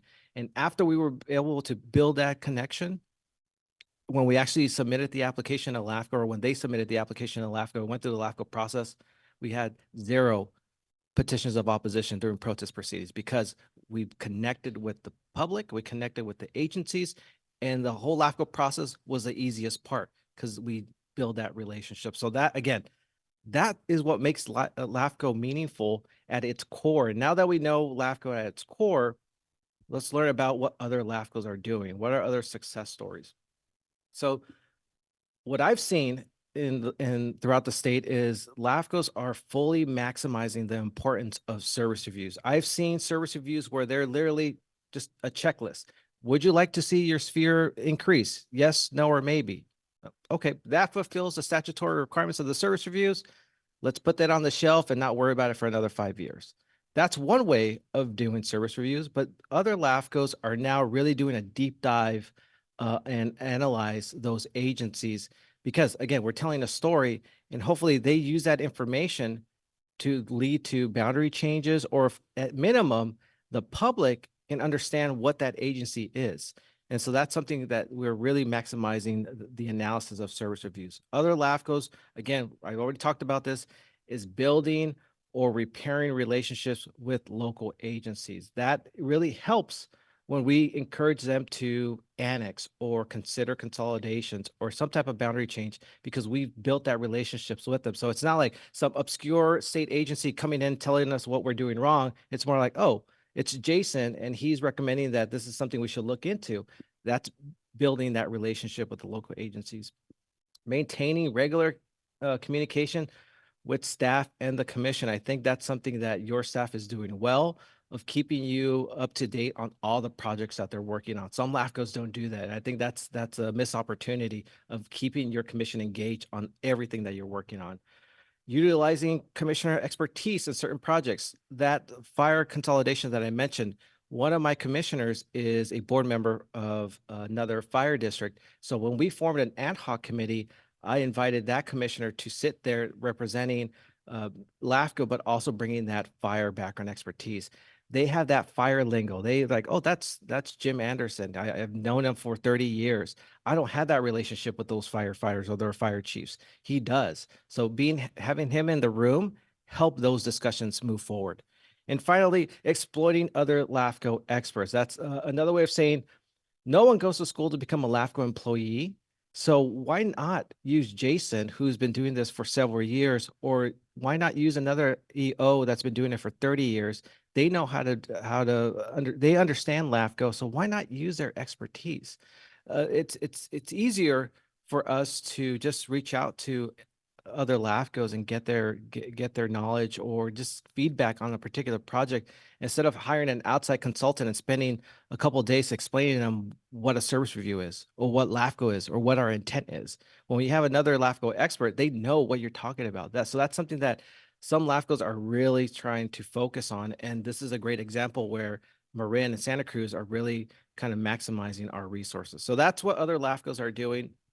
The last thing I want to focus on, which is going to kick off the meat and potato of this workshop, is what is Marin LAFCo doing? And what's interesting, what I found interesting, is that you not only have a mission statement, you have a vision statement.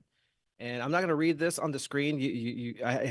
One question that I was going to ask Jason or this commission is, how long have you had this mission and vision statement?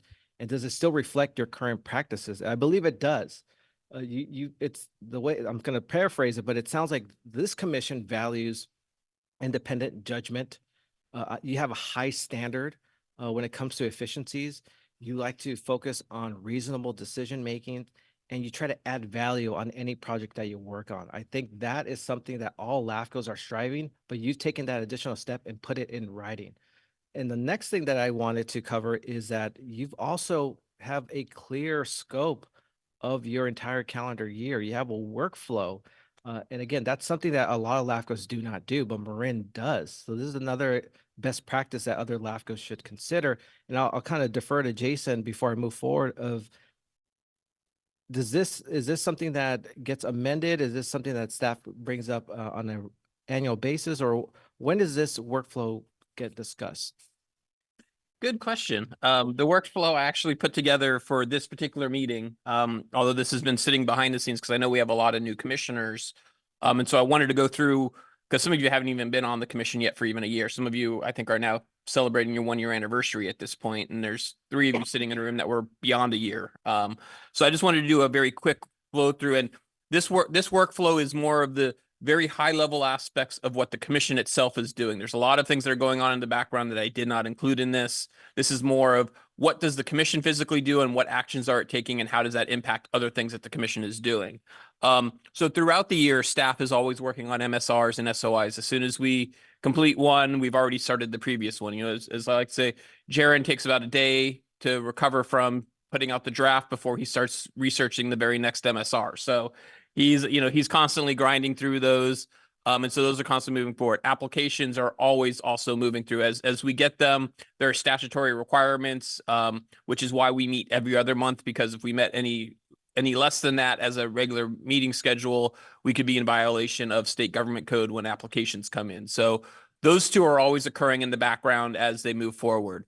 In January, we will do workshops as needed. This is the first workshop we've done on a LAFCo, general LAFCo focus. We did one in 2022, specifically on MSRs, and we did one during COVID that was on shared services, and that was meant for our member agencies more than for our internal discussion. So we do workshops other than this type of workshop, but this type is normally done in January because it gives us a chance to talk about the full year and helps set up some of the other stuff that comes up. Also in January is when the chair does the appointments normally to the committees. Our policy is that they do that. Staff starts to work on our next fiscal year's budget, and we generally will start our annual audits, which takes a little bit of time.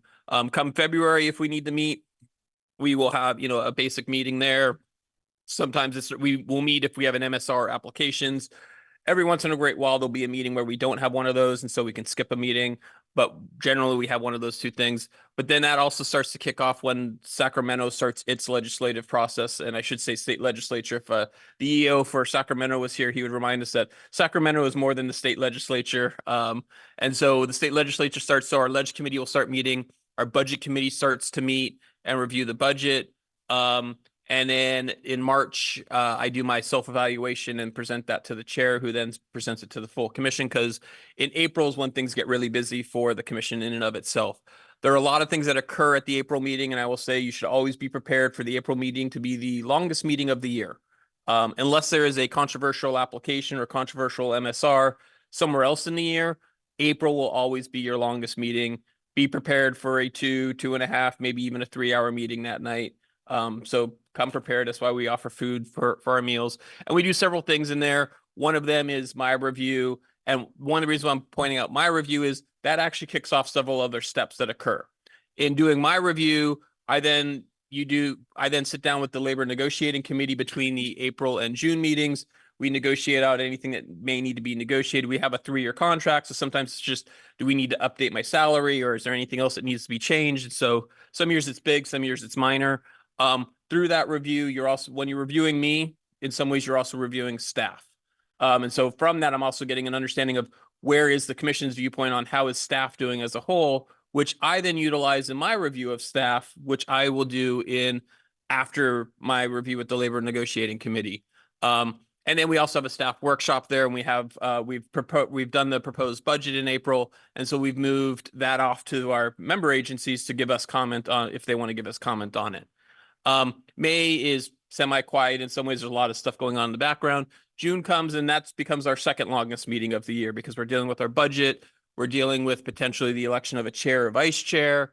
We're dealing with in odd years, we're updating the fee schedule. And one of the things that occurs between April and June is because if we've followed this schedule, I know what like all of our salaries are going to be. So between April and June, I update the budget, say, well, now I know what the salary physically is and what our MSERA costs are going to physically be.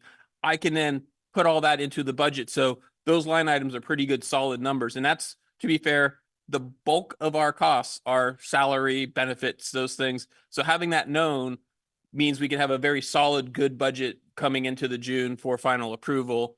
And then after that, you have, you go into August, October, and December. Those become meetings if needed. If we have an MSR or an application, we meet. If not, we can generally skip those meetings. So that's kind of the very high level workflow that I wanted to make sure that we were presenting today. So you understand January, our February, August, October, December meetings could be quick, and our April and June meetings will be a little bit longer. Thank you. Can So, I just ask, were you planning on announcing who got assigned to what committees? Because I think, for example, one committee might need to meet. Yeah, I know you and I had the discussion earlier last week on it, or earlier this week. I will get that put out to everybody. Normally at the February meeting, I put it in, there's a document that I put into the agenda that formally announces it to the public, but I will be sending emails around as we need to, of who got assigned to what committees. I haven't had a chance to do that yet because I was preparing for today. Okay, because the Ledge Committee would be meeting in early February. Well, it meets somewhere between February and April based on when legislation is ready to be reviewed. Okay. February is the very early side of it. Normally, and Jaron, you can tell me if I'm wrong, it's normally more March and April timeframe that they meet more than February. But if things get put together quickly, sometimes we can meet at the end of February. Okay, thank you. Uh-huh.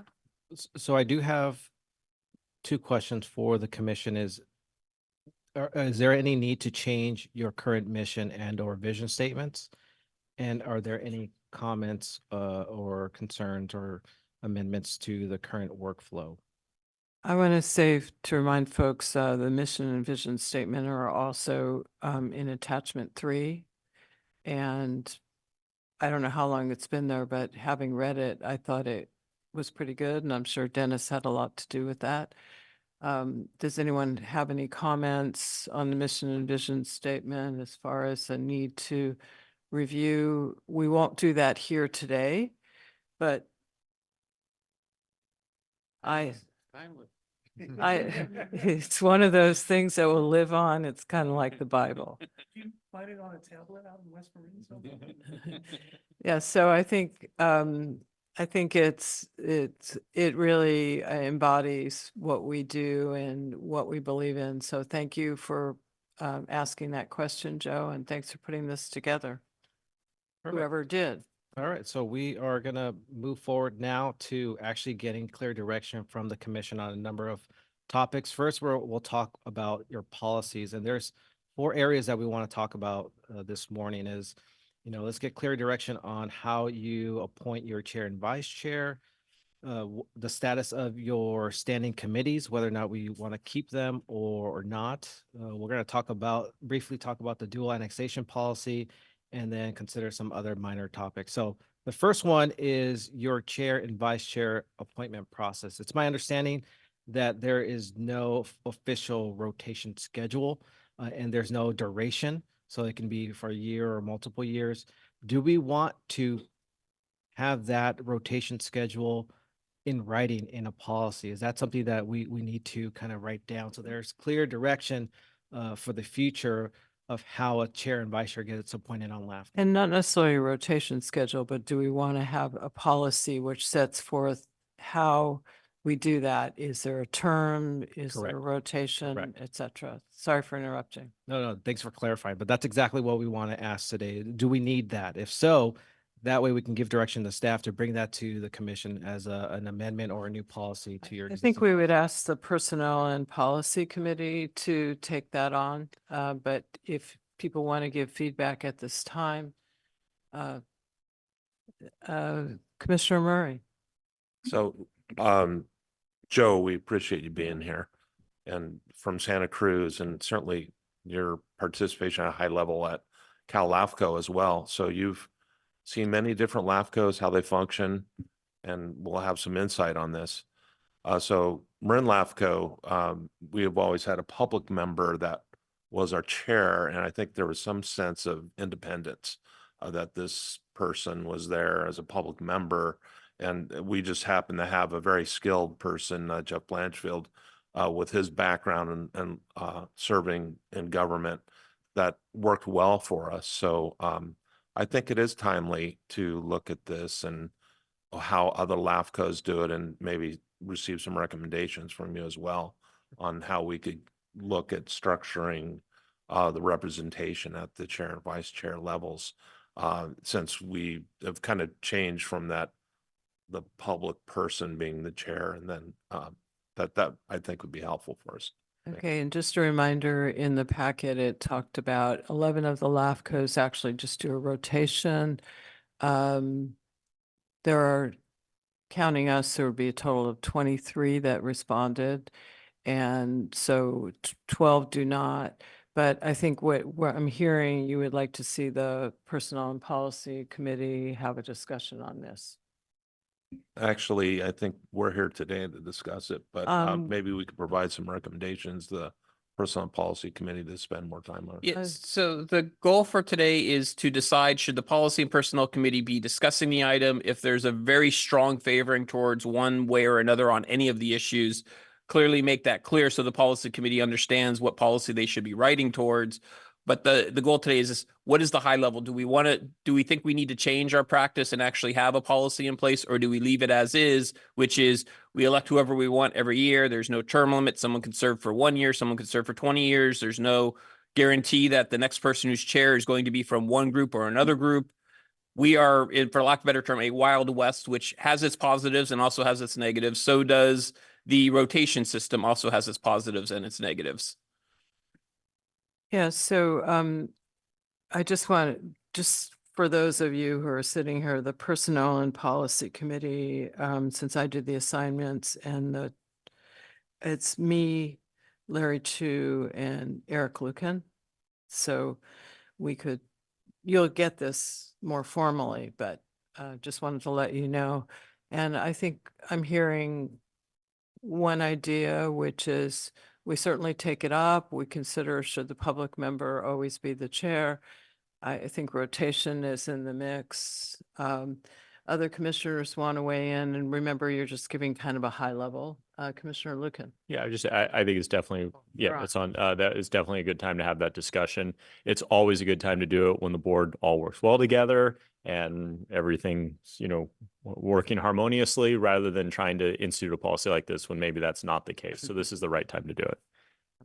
I like that. Commissioner Alberto. Yeah, I second everything Supervisor Lucan just said. I also think from a transparency standpoint, it's good to have that understanding of what the rotation is, who the person will be. If there is a rotation, that's just one of the things that would be discussed. Yeah, that is. I mean, I think it's how most boards, are operating in terms of MWPA, Ross Valley Fire, like every board that I sit on from a non-town council body does the rotation. And I think, as you said, it's a matter of, just like Eric said, in times where everything's harmonious, it's easy to kind of hash these things out. But if you ever get into a situation, especially when you have situations like the chair can appoint committee members, right? You want there to be, I think most people would prefer there be a rotation there, and that kind of gets sent around. So that's just my thoughts. Okay, so we have one sort of high level for the idea of certainly discussing rotation. Perfect. Going back to Commissioner Murray's comment, in my experience, I worked for 6 different LAFCOs, and they had similar policies where the chair and vice chair were appointed every year. So every calendar year, we would have a new chair and vice chair, and we would have that in our policies. What Santa Cruz LAFCO does, in addition to our policy, when we bring this up in a staff report in the beginning of January, we actually show the last 6 to 8 years in the rotation. So we don't officially say this person is next in line, but you can see, okay, it's gone county, district, public, city, et cetera, et cetera. So that just gives the commission more information. It's not officially written in the policy, but that's the practice that we've done. Again, just giving more information for the commission to consider when they appoint a chair and a vice chair. But I think this is a good discussion for the personnel committee or the committee to look into and bring back to the commission of having something in writing in your policy. So that's something that's in our notes, and we can move forward to the next item, which is your committees. It's my understanding you have a couple of standing committees, one that's focused on policies, another one for legislation. It's my understanding that Marin LAFCo. We actually have 3. What's We the- have Budget and Work Plan Committee, Policy and Personnel Committee, and Legislative correct. Committee. It's my understanding that Marin LAFCo recently did an overhaul of their policies. You combine them into a handbook. So the question is, do we need a policy, a standing committee, or do you want to convert that to an ad hoc committee? That's something that we can have a discussion today. We also, for legislation, do you want to convert that into an ad hoc as an as needed basis rather than having a standing committee? That's a question that I'm raising to the commission for all 3 of the committees. Do we want to keep them in place, or do we want to take this opportunity to look to see whether or not they should be either completely dissolved or converted into an ad hoc? I think one of the things to think about is that we don't meet that frequently and as a commission, so forming ad hoc committees is a little different than when you sit on a city council or board of supervisors. So I would ask the commission, I mean, my view is, if it's not broke, don't fix it. And if if we don't need to meet, but we already talked about the Personnel and Policy Committee meeting, I don't think the Ledge Committee, even though there is a lot of just alignment with Cal LAFCO, legislation happens every year, and budget and work plan is where kind of the real meat is. Sure.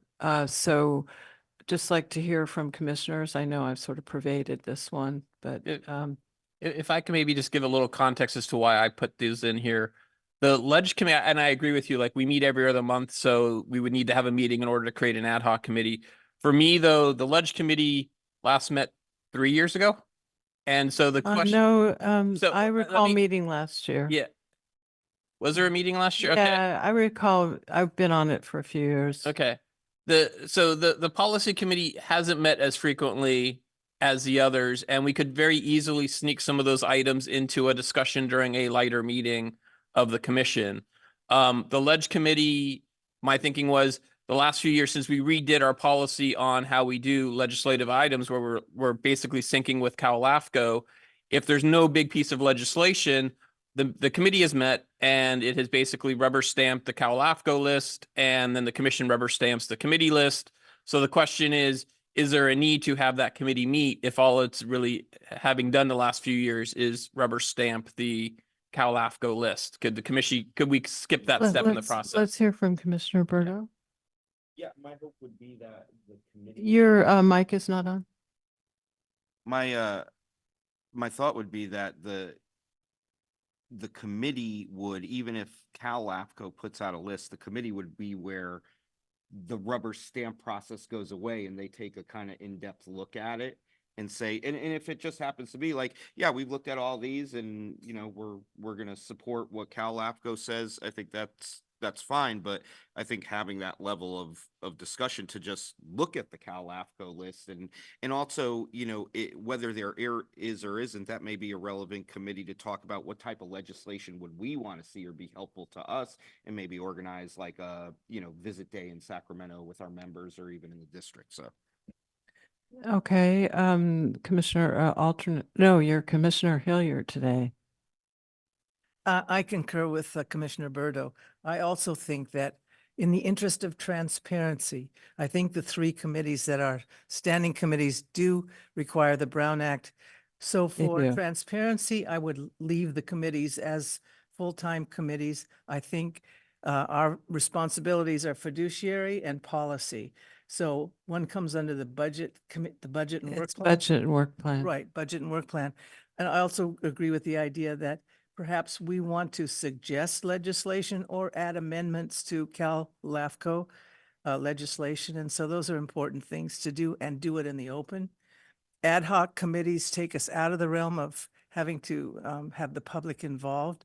And since we hardly can get public here, I think it would be kind of silly not to. We can always advertise an ad hoc committee and do it run it the same way we do as a standing committee. I don't think that would necessarily need to change. It's a question of, do you have someone who's assigned? And we pulled up the list. Policy committee met in 2019, 2020, and then not again until 2022. So there is, a break in years. So we can assign people to a committee and then they might not ever meet that year. That's true. You can have a standing And- committee.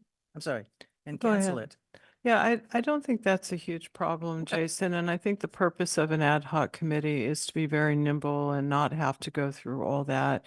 I think Catherine's points are well taken, that even if for some reason there is no need to meet, having the potential and not having to convene, say, an ad hoc committee. Vice Chair Rodoni, did you have a comment? I would concur. I think these are important enough committees to have them as standing committees. Ad hoc, in my mind, are really for the odd emergency things that pop up or quick decisions you need to make. And then just make it nimble, those decisions. But since these are sort of ongoing important committees, I think having them continue with standing makes sense for transparency and other reasons. Thank you, Catherine. Thank you. Commissioner Murray? Yeah, so on Ledge, we do have a staff member that is participating at state level tracking legislation, which is helpful. And then here in Marin, Joe, you may be familiar, we've been quite involved in legislation, including successfully getting the JPA review legislation through LAFCo, and there's some opposition to do that. So I think Commissioner Berto, his comments about meeting with our legislative advocates up in Sacramento, and many of us do that as our own elected positions in our home districts and positions, which I think would be helpful. And then I think some meaningful discussion at a staff and commissioner level on what we could look at that's unique here to Marin, and things that we could be doing, or perhaps looking at some legislation to help us do things would be helpful. And that could be further discussed at that legislative subcommittee level. And I see Dennis's hand is on that button. I was just going to add, you reminded me that Marin LAFCo was instrumental with the Special Districts Association in getting special districts added on the state LAFCOs. We're very involved in that process more than 15 years ago. So that's why I forgot. And I also want to point out on the Ledge Committee, should there be what happened last year, there was kind of something where we needed to act very quickly, and under the policy about the Ledge Committee, it specifically allows the executive officer to contact the chair and go forward if need be. So I think we've heard from the commission. Let's stay where we are on these committees, and It sounds that there's consensus that there's the importance of having these three standing committees remain in place. My only two quick follow-up questions would be, what's the current makeup of it? Should we have the chair and or vice chair on those committees? What's the duration? Yeah. Is that something that should be? Yeah, there's one issue, and this came up when Commissioner Kayes was chair. He asked the question of, why does the policy committee have either the chair or vice chair have to be serving on that committee? Does it make sense to have the chair or vice chair fill one of those seats, or could you make it more open? If you have people who are more interested in that weren't the chair or vice chair, would you want to have all three seats be available to anybody on the commission rather than having one of them designated for the chair or vice chair? and that's the only committee that's like that. Well, the Budget Committee has designation, but no one's suggesting to change that, which is 1 seat is county, 1 seat is city, 1 seat is special district, which I think is a perfect thing to be doing because that's where our funding sources come from. But the question Right. is for that Ledge Committee or for the Policy Committee, should the chair or vice chair be designated to be on that committee? And Commissioner Chu? I think if you take those questions and tie together A and B, one of the circumstances, and I'll use myself as a personal example, is that if you have a rotating chair position and the public member were for this year, you'd be bringing on somebody who knows absolutely nothing about LAFCO, and then having them be on a standing committee where you're looking for their leadership and guidance. Well, so apart from the Policy and Personnel Committee, which I think you're making a case for, it's important to have someone with sort of jurisdictional background. The public members can be assigned to committees, and in fact, I have assigned public members to the Legislative Committee. So if the public member were to be chair, then in that case, the Policy and Personnel Committee or the vice chair could be on that. I mean, I think there's one thing I just want to add is that having a chair or vice chair on that, on something that's sort of like the backbone, whoever that person, those people are, might be appropriate. And maybe that's why it started out that way. So what are your thoughts? I think that it depends on how much you're relying on the chair to bring into that discussion as a chair, as opposed to what we've done in the past with rotating chair positions in boards and commissions we've served on, which is that you're there to be a liaison between the executive officer and the rest of the committee, and also to facilitate those meetings, but you don't have any real additional powers, quote unquote, or responsibilities that make you any,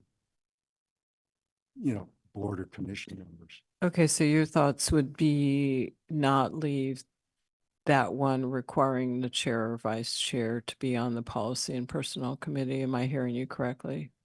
I think so. I think if we had a discussion here amongst the commission as to who would have, say, a particular knowledge or area of expertise that would, bring greater strength to that one, committee, that you'd probably want the best members on that team to then come back and advise the rest of the commission.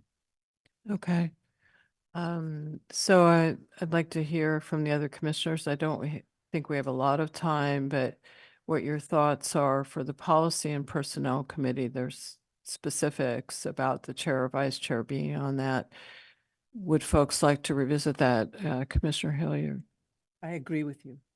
I think the key here is having someone with some institutional history, someone with expertise on the committee in that area, plus maybe a new member who could be like, it's what do you call succession, so they could learn it. So I think those two would be my consideration of who to appoint to a committee, someone who has the background and someone who is likely to bring something good to the committee, but also maybe new. So you have those two elements. I'm not sure if it requires the chair and vice chair unless they choose to. Okay, well, so we've heard from two, and I'm not hearing anybody opposed to that. So are we providing direction to staff, or is this the Policy and Personnel You would Committee? be providing direction to the Policy and Personnel Committee on should they review the chair, vice chair needing to serve on that committee. Okay, that's a direction. Perfect.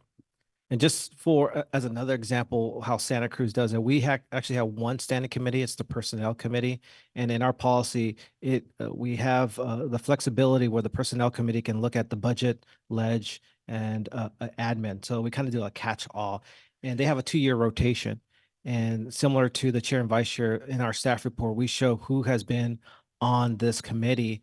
And we typically have 3, which anyone from the commission, two members, and then we recommend either the current chair or the former chair, again, for that expertise and that experience. That's how Santa Cruz LAFCo does it, just for additional context. Okay. Moving forward, the next one that we wanted to talk about was the dual annexation policy that you have in place. It's my understanding that you encourage, if there's an annexation involving a district and that area is within a city sphere, we want to have an agreement where that gets annexed into the city as well. It's my understanding that it doesn't get used for every single application. It's kind of like a case by case. So the question is, do we want consistency? Do we want to have that amended in your policy that it always considered, or do we want to change the way the language is? And Jason, can Yeah, you so clarify? just- I want to just ask Jason, what attachment is it? Is it? That would be attachment. Hold on one second. I have the Zoom meeting up on my computer. 4.8. Yeah, 4.8. Attachment 8. Attachment 8. Okay. So just as a reminder, this comes from our December meeting. I know Supervisor Lucan, you weren't there, and this is probably going to be the one that impacts you the most as the supervisor for Novato area, is when we have an annexation in an area that's within a sphere of influence and the parcel's not directly next to the city in question, we do what we refer to as a delayed dual annexation, where we get the applicant to agree to do an annexation later should we ever annex that area, because having this one little parcel separated from the entire city is not a good jurisdictional boundary decision to be making. So we delay that decision in occurring until the parcels between them and the rest of the city are actually annexed in. It's a way to try and further that process. Eventually, the theory goes everyone within that area will eventually have to do a dual annexation, and we can sweep them all at the same time. Reality is that's not really how it works. But up in the Novato area, we don't do that delayed dual annexation agreement because Novato has the urban growth boundary. And Novato has no ability right now to annex anyone in outside of that urban growth boundary unless very special circumstances are met, which I've yet to see a single application come forward that meets that jurisdiction. And I'm looking to Supervisor Lucan. If I get any of this wrong, I know you have Novato experience. And so we have not always done that delayed dual annexation agreement in the Novato area because of that urban growth boundary. That was done at the request of the city. A few years ago, when I first started, we had a big discussion with them and they said, we would prefer not to even have that dual delayed annexation agreement. And so we have not been doing it since. So the question comes is mainly when we need to annex into the Novato Sanitary District and it's outside the city boundaries, but within what would theoretically be their sphere of influence, because their sphere of influence for the most part is their city boundary. They don't really go outside the city boundary there. Do we want to try and get those dual delayed annexation agreements? There was some discussion at the last meeting about wanting to do that. And so today is a chance for us to have a discussion. Do we want to add that into our policy or not? Once again, high level, yes, no. If yes, the policy committee will add that into into policy 4.8. And I think I just want to clarify, I believe at the last meeting, one of the commissioners had a strong interest in that. I'm not sure that others expressed a strong interest in requiring that. Correct.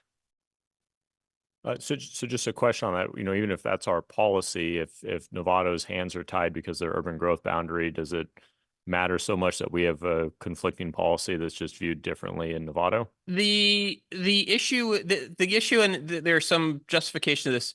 If in the future the dual annexation agreement ever goes away, or the urban growth boundary ever goes away, we have all these dual annexation agreements sitting there in place, and we could potentially go and do a bunch of applications to annex those parcels in.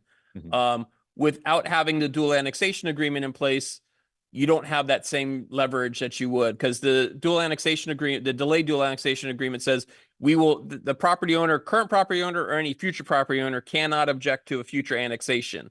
And so right now, there's nothing we can do with those parcels because of the urban growth boundary. In the future, if that ever went away for some reason, we would have these agreements sitting in place. So there's some justification to collect them now in the hopes that in the future it goes away. But if Novato never lets it go away, then those agreements sit there never used.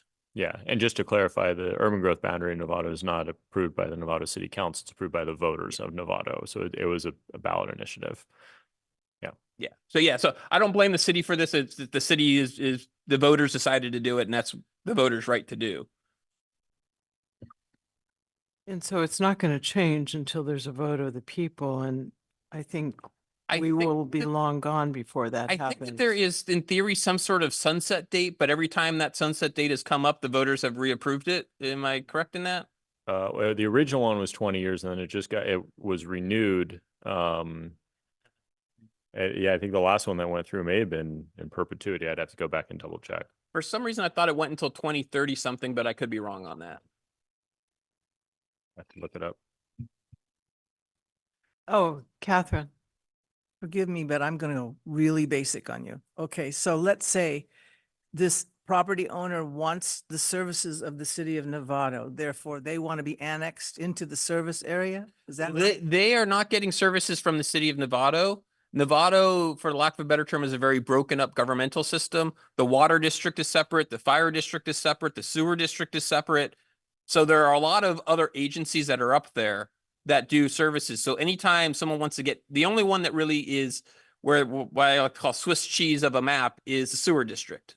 Because those ones, no one ever gets annexed into the sewer district until you need service from that district. So when the Novato Sanitary District needs to annex it, when a parcel needs to annex in because they have a septic tank that has failed and they now need to annex into the local sewer line, that's when the dual annexation agreement gets put into place. What's the dual? That's the problem. I don't The understand. dual is if this were not Novato, if this were Tiburon, where we've actually done this before, the dual is in order for us to agree to put you into the sanitary district, you also have to go through the process to get annexed into the city at the same time.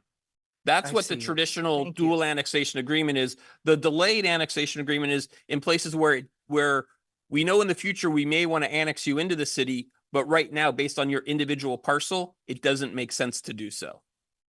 Thank you. Yep. Vice Chair. Yeah, thanks for this discussion. You know, this is really important LAFCO policy that we're talking about. And if you're talking about efficient services, it really is also very important. So having the option though to recognize the distinctions in different areas of the county is really a good tool, I think. No one knows what ultimately may happen because it could go back to the voters, things could get changed. With housing pressures we have, it could be the city of Novato might want to try and take to the voters again to see if they can modify it a little bit. So I think having the policy in place and having the alternative choice in place is sort of is good policy for LAFCO to put us in a good position for whatever happens. And I think that was the intent originally when we did that. But I think initially doing annexation would be right in LAFCO's wheelhouse. That's what they're about, is efficient services. So it makes a lot of sense. So thank you. So the question is is there a need to bring this back for potential amendments or changes, or just keep it as is? Okay, I'm hearing kind of a keep it as is. Just for clarity's sake, keep it as is. We have like an unofficial policy, I guess, that's in place of we don't do the dual annexation agreement with Novato. Is that what the commission is saying? Keep it, do not do the dual annexation agreement in Novato. That was the delayed policy. Correct. Yeah. The delayed policy doesn't actually say anything about Novato. It's the practice that we've actually been doing for the Novato area. Yeah. And it's open to other areas if certain, if Yeah. similar circumstances take Okay. place. Yeah.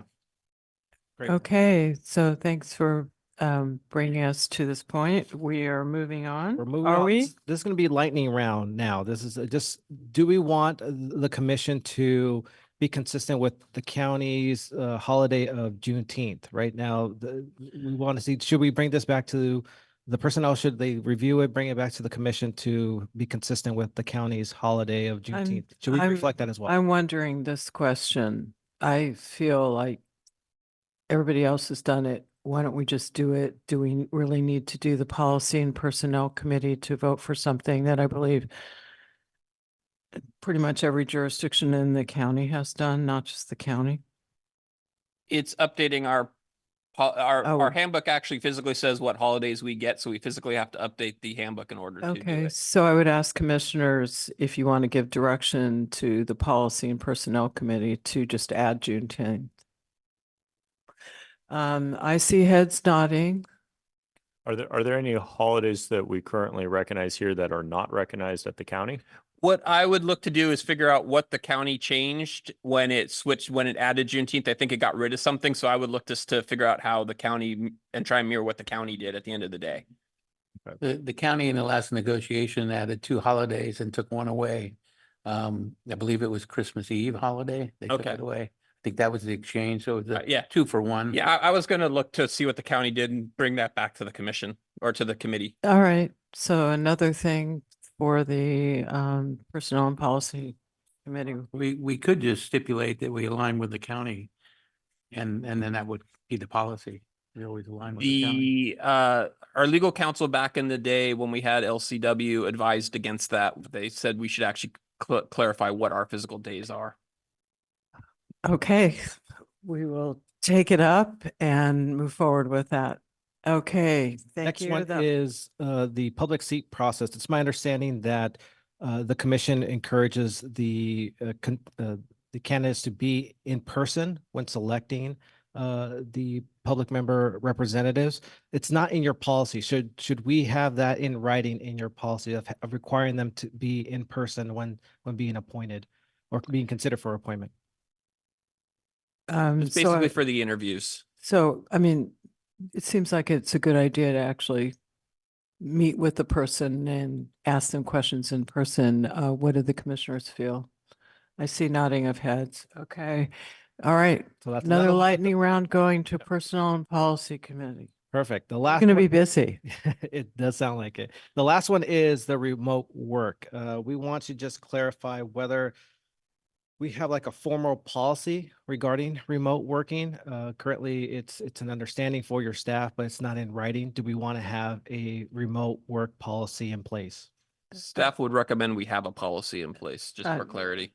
I think we should definitely do that. I think it's important for the public all to understand what our staff are doing. What do folks feel about that? Commissioner Murray? So I'd recommend that our executive officer review this and bring back a policy that's recommended. I would not like to necessarily be prescriptive at a board level, but really at an operational level, I think it's really important. Okay, it's going to go to Personnel and Policy Committee first, so I would ask the executive officer to review what's out there. So Yeah, we're no, not doing something from whole cloth. Yeah, we have a kind of an unwritten policy. We will just put it down on paper so the commission can, or committee can review I it. think when the committee meets, it would be good to understand what other folks are doing, not just what our unwritten policy is. So I would ask you to do some review of how other folks have dealt with it, potentially other LAFCOs, but look at what is being done in the county. So that would be great. Thank you. And just for full transparency, once Marin LAFCo adopts that policy, Santa Cruz is probably going to just use that language. Yeah. Okay, so we'll do your work for you. Thank you in advance. That's a part of our shared services. All right, moving along. So now let's talk about your work plan, and we're going to continue with this lightning round. There's 4 areas that we want Can to. I just ask again, can you remind us what attachment we're on the, The attachments go in order. well, they're actually not in order. They're not in order. They're not all numbered. So If you look at if you look at the full packet, everything is in order and numbered. actually, they're not. We're looking at the pieces, and I believe it's attachment. I don't know what attachment it is. It's attachment 9, and in the work plan, which is also in the Dropbox folder, there should be the complete packet, which is remedial. Yeah, I think some of us are looking at them individually. So attachment 9. Thank you, Claire. Very much appreciate that. Okay, sorry to interrupt Oh, you. no problem. So it's my understanding that you have a work plan that has identified 19 projects, and here's just a visual of your work plan. It has 4 different columns: your project, who's responsible, which is your staff, a basic description, and then the status of it. So there's just a couple questions that we want to get clarification from the commission. Is you currently have 2 studies that are on pause, one that's involving fire and the other Yeah, a countywide fire study followed by a countywide police study. the question that I want to bring to the commission is since it's been on pause for quite some time now, do we want to remove it from the work plan? That's the question for the commission this morning. just to give a little more background on it, this was something that was created back when I first started in 2019 when we created the work plan. We had been working on it for a bit. I think we've learned a lot, but just by doing some of the basic research, the fire agencies are not necessarily asking for this at this point. We have learned that the goal of it originally was, well, how do fire agencies share services? And we've come to realize that they're already doing a lot of stuff in the background. I mean, we could put a report together that would be for the general public to understand that this is already occurring. The question is, how useful would that type of a report be? Because I'm not sure the original intent of it is still needed today. That's one of the reasons why we put a pause on it. So partly Olivia was working on it when she left. We kind of lost the resources to continue with that report. Claire's here now. We could get back to writing that report, but it would be more of it would shift gears to what we were looking to do originally. What do commissioners feel about it? Commissioner Hilliard? So we have the Marin Wildfire Prevention Authority where all of these fire districts are working together with local governments. And I think that there's a lot of information on how they're cooperating within that jurisdiction. So it would be extra work if the fire districts, and I know that some of them like Ross Fire aren't out on their own doing these things that they will bring to you probably, or through JPAs. So I'm not sure what the additional work on our part, unless you can tell me what that would It's entail. physically drafting a report, writing a report, doing like everything that goes into writing a full length report on everything that's going on within fire agencies. So just a couple of things. So through Marin Wildfire Prevention Authority, you're looking at fire prevention work versus Operations. what we're looking at, fire suppression, et cetera. And I believe Sashi, who was the chair for quite a while, brought this. I would like to hear what others think, but I personally feel it's worthwhile going through this. I'm not sure about the police study at this point, but that one I think has been hanging for a long time. But I think there are still a number of independent fire districts that are paying separately for chiefs, et cetera. And is it worthwhile to really look at that? I mean, you talk about changing what the original direction was, but there's a lot of mutual aid, which kind of muddies the waters as far as, people work together. That's what Yeah, mutual aid's about. But it doesn't mean that you're not having all these separate silos in the county that are paying significant expenses for independent fire districts. So I personally think it's not a bad idea to do it. Maybe there needs to be some framing of what that outline would look like if you were to take it on. Maybe that would be worthwhile bringing back to the commission, kind of the topics you would want to cover. But I want to hear from the commissioners what you think. Commissioner Murray? So, statewide, there's kind of interesting perspective on fire services, and our neighboring LAFCo to the north here in Sonoma, tremendous problems with their volunteer fire services and just lack of capacity for infrastructure and apparatus. So I think Dario has done a tremendous job in getting there and trying to get some alignment and service levels at a responsible area. So those may be interests. I don't think, perhaps other than perhaps West County, there's some limitations with some of the volunteer or semi-volunteer services. My concern really is the prime areas, which is fire, flood, and earthquake. And we have a disaster council here in Marin that meets regularly, and there's issues that come up. And one of the things that Barbara and I spoke offline is where traditional non-governmental groups that haven't worked together could work together. And one that kind of pitched was extending basically recycle water into our open space areas. And can this be used in fire apparatus, or is there a way? And that may fold into needing infrastructure dollars to extend that recycle water pipelines into these open space areas, since that seems to be kind of a prime issue of Marin is if there's a catastrophic open space fire, how ready are we, or can we develop systems to be ready for that?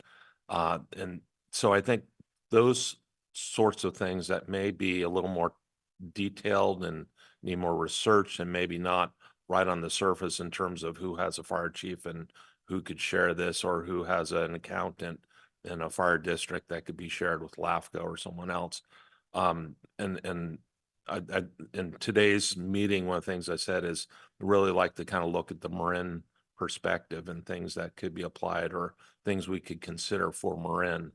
And I know a lot of the newer members need kind of the higher level items as well as maybe perhaps the public, but there's some issues I think that are unique to Marin, and we have certain skill sets and opportunities where we could look at those to see if they could be applied, or at least hear from folks in fire backgrounds and bring those things forward. So how that manifests with staff as a working objective, that might need a little further discussion, perhaps outside of this meeting, but Yeah, let's. those are the things I think I'd like to. Okay, and I would just say, I think for the members of the public, we would need an overview, not just specifics, but those are good specifics to look at. Jaren had some input. I would just like to add the context for the commission in their consideration of this, that when we finish this MSR that I'm currently working on, every single fire agency in the county will have received a full municipal service review within the last 5 years.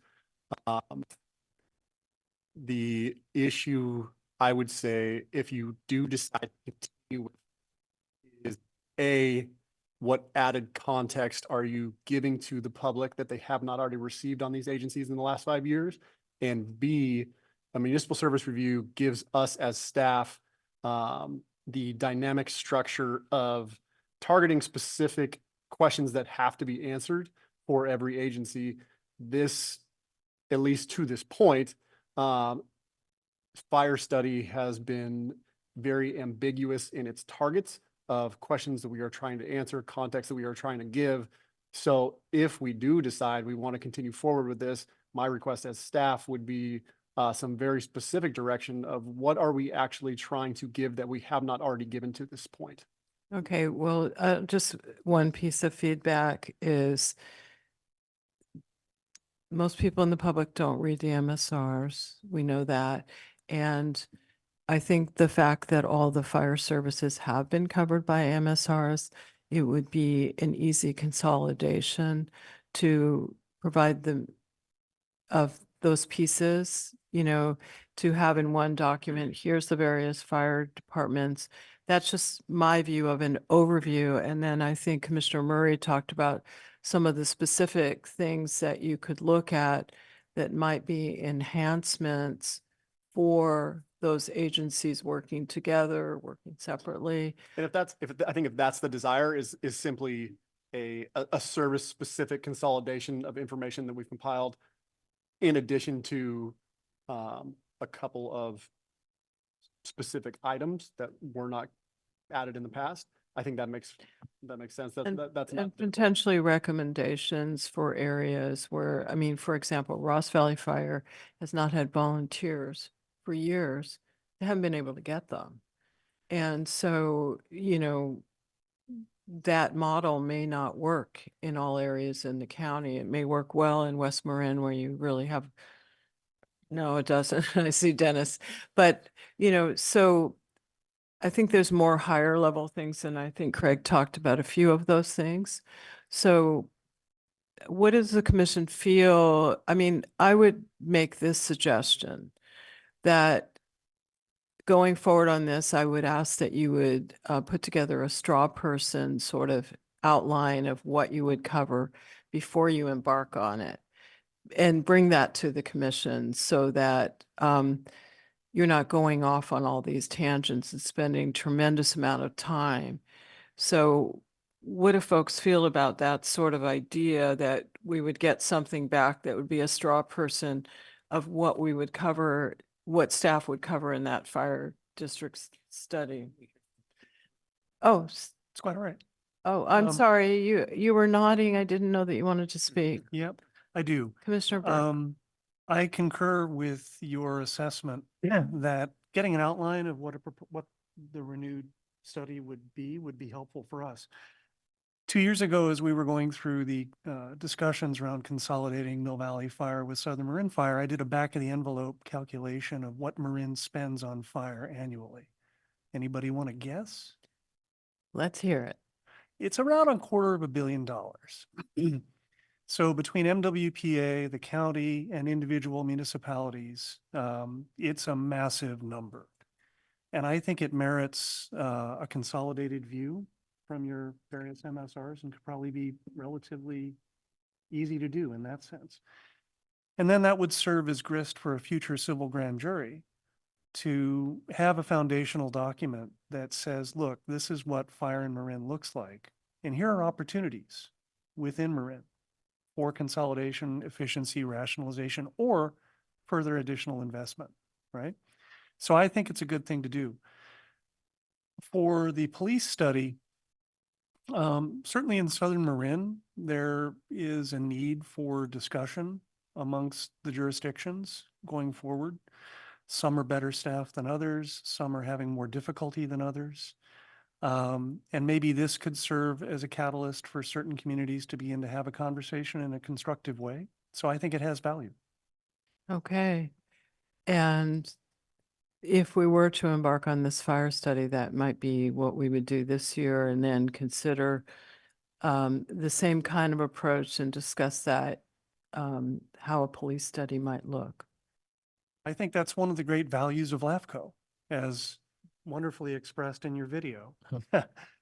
So anyway, Thank you, Stephen. Those are excellent points. Vice Chair Rodoni. Thank you, President Kohler. I just want to go back a step and make sure I'm interpreting what staff has written here.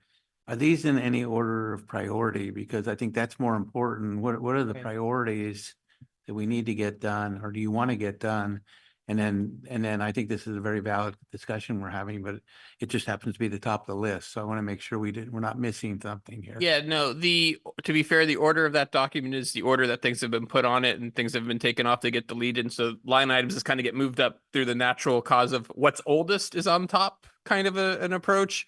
I will say this, I mean, excluding perhaps one or two items that are on that list, everything will get dealt with as it comes to us. Some of them are really like back burner items right now because we want to see something done, but we're waiting for an agency or a group to finally say, we're ready to actually have a full discussion about this. Because while we can try and take the lead, one of our mission statements is like we try and work with our agencies, not just bully them into doing what we want them to see done. And so in some cases, some of those items are more sitting there because we've been waiting for them to be ready to do it. Like an example of one of those items that's kind of that's actually, I think, fell off the list technically is Belvedere is outside of Tiburon Fire Protection District's boundaries. They've had a long-term relationship, and we would love to see them actually formally annexed in and be treated as one fire agency, which is what they really are. Belvedere for a long time was opposed to doing that. They recently have actually expressed some interest that perhaps they are now interested in doing that. So that's like one of those things that's been sitting there in the back. And when they're ready to actually come forward, I check in with them now a little bit more frequently. And when they're ready to do it, another one is, Strawberry Recreation District. This spring, they will have finally completed all the documents, all the stuff that they need to do for dredging. A recreation district's not supposed to be doing dredging. So we're going to take that responsibility away from them, give it to the county through a CSA is probably the likely path that that's going to take. So when they finally finish all that paperwork, we will start in earnest on working on it. So I am not concerned about like things that are on that list not getting worked on. The only kind of one that's been there that's really been on the back burner and not been worked on until recently, I've had Claire starting to work on it, is the issue around particularly sewer districts. When they annex new parcels in, they don't get any property tax value with it. And so you have this unbalance of, the older people that have been in the district for a long time are covered in Prop 13. The newer folks, when they get put in, aren't covered in Prop 13, so don't get any ad valorem. And so you have some members of the public paying more for the same service because of just how Prop 13 works and how rate structures are done. So we're trying to put a document together that'll help explain to districts, if you want to get around this issue, here's how you do it. And that's been one that's been on the back burner just because we've been busy, but Claire's been working on that recently to try and create that document. So I'm just kind of hearing that it would be good to sort of reorder this to have what's happening now, where the priority is, what Well- is as time allows. All of the items will be dealt with when the people are ready to, when the agencies are ready to deal with them. It's for me, I get what what Commissioner Rodonio and Commissioner Kohler, what you are saying, but for me, that list is really, I will work on every single one of those items if people are willing to work on them with me. Okay, just one quick thing. I think the digital library, now that we have Claire on board, I know that was a big project Olivia was working on. It seems like that would be a really good thing.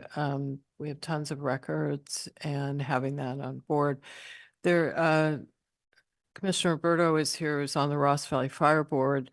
I'm just an alternate, but they do have a meeting this afternoon, and it looks like right now the idea is to potentially just share services on fire prevention and potentially look at a independent chief for a period of time.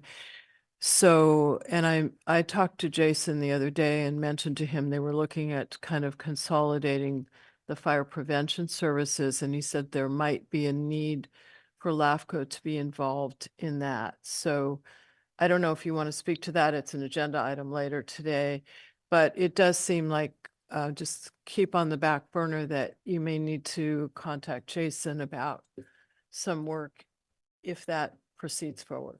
And Barbara, can I just also add that as we're looking at fire and or police, and as a matter of fact, we have to remember the emergency services is the county function, and the OEM is just being reorganized with Stephen Torrance right over here. And so they're responsible, the county, for responding to emergencies.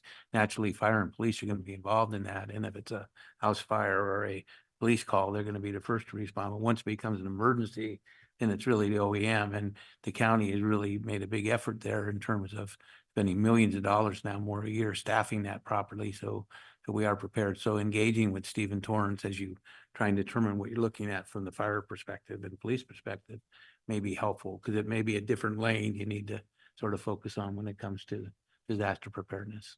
I'd like to add to that, the new dispatch center that's Mhm. being run by the Another- county, that's separates fire from police services. And it's all being built and it's going to be really great. So that's another thing that's involved. Can I make a comment on this, please? Yeah, go ahead. Okay.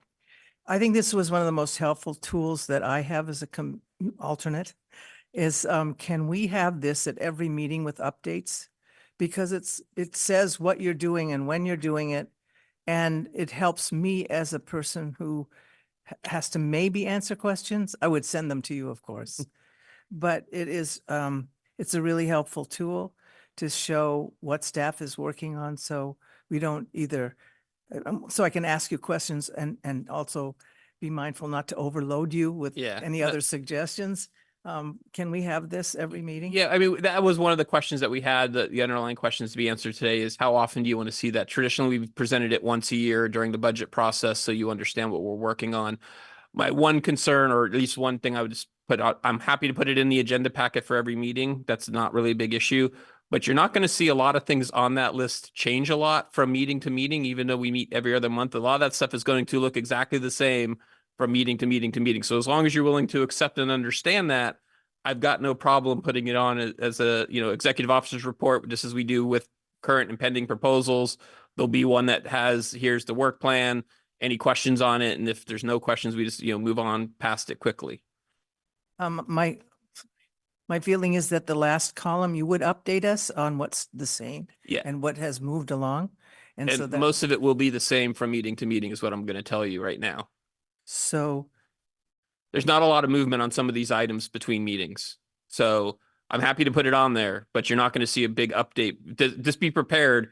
One item or two items may see an update. The rest of them are going to be exactly as they are from meeting to meeting for the most part. So one question I have for the commission and for staff is maybe it's an opportunity to kind of modify the formatting of it, maybe have it under, priorities or likelihood to be completed in some different order. That way your commission can kind of see, okay, these are the ones that are mostly active. The rest are kind of just going to be stagnant until any other further changes. Is there a need to change the format of the work plan? I think it would be helpful to have it broken out. For example, there's things that would go to the probably not resolved. Let's put that at the bottom with, a header in blue,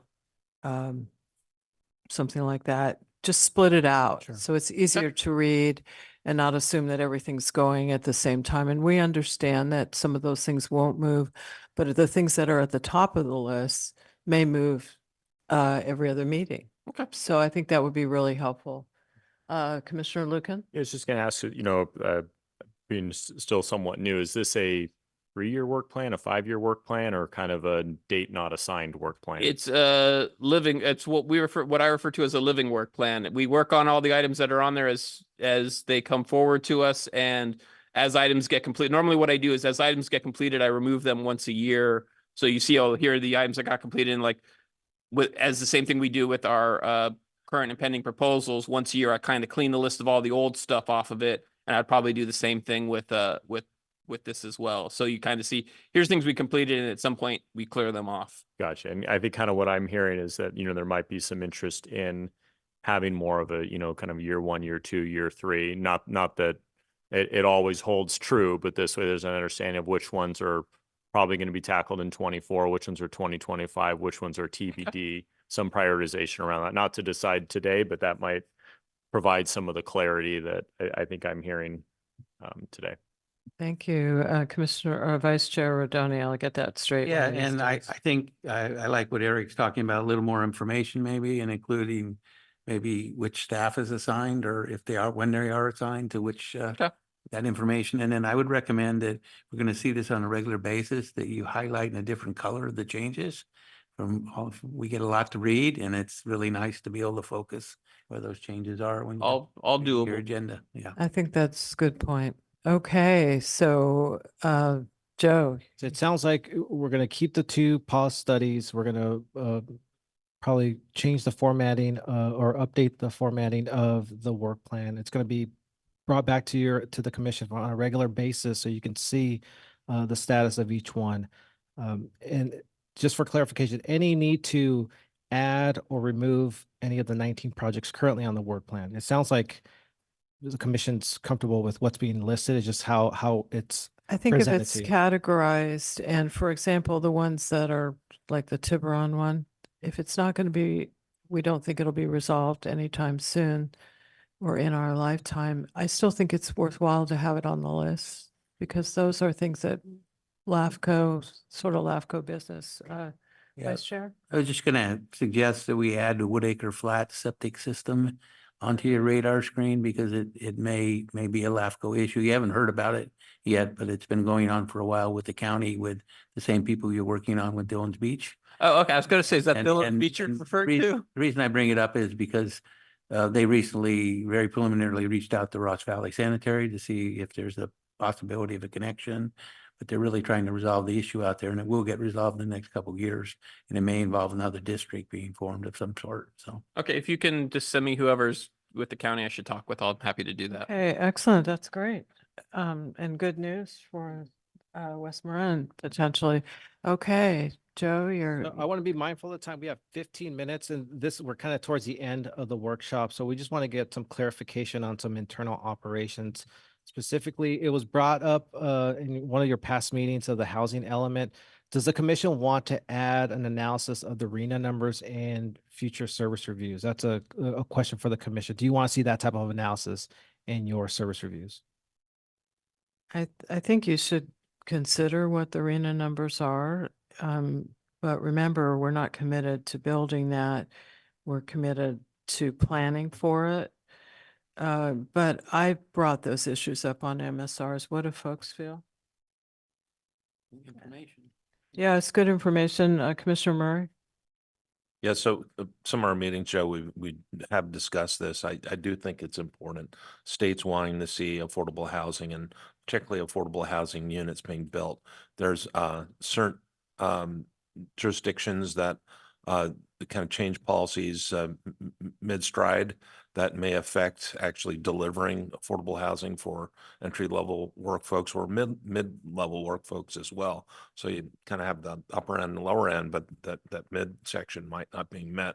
I think that's a really good metric. If we could ask staff in those reviews to look at policies within those districts and actually delivering that, because I think the housing in Marin is another very important issue, and how each area is working together to try to meet those goals. And I think that would be a very responsible thing to do. And to be clear, the arena is not just affordable housing, it's above moderate as well. So yeah, so let's try to include those. Commissioner Burke? No, I think it's an important thing to include because otherwise it may not get tracked anywhere. And the next arena is not far away. And so it may lead into the conversation around sub-regional planning and other things we do to address the challenge in the next cycle. So I think it's very valuable. Okay, good. So you guys have direction on that. So moving along, your service review recommendations. It's my understanding that sometimes you have gentler language when it comes to encouraging an agency to take action, and sometimes that recommendation, comes to fruition. Other times it just falls flat.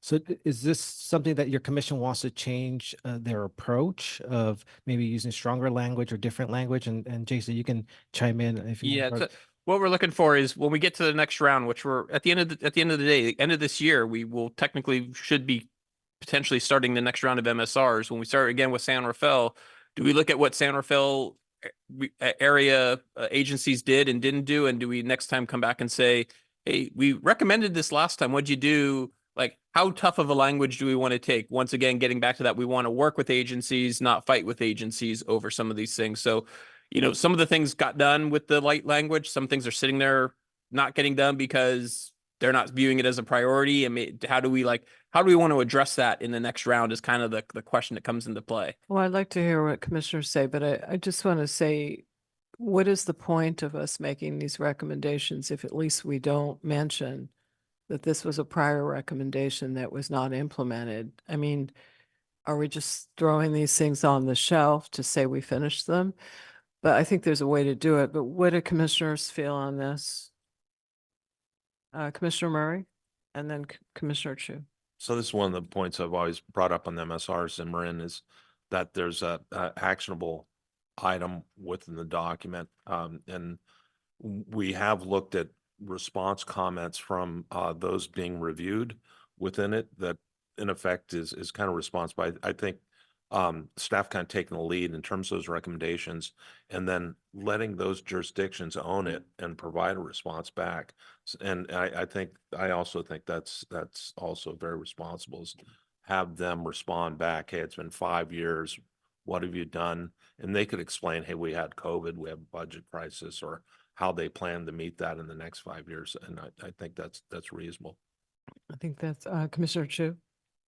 Yeah, I think the idea of keeping prior recommendations on there provides the continuity because we're 5 years apart.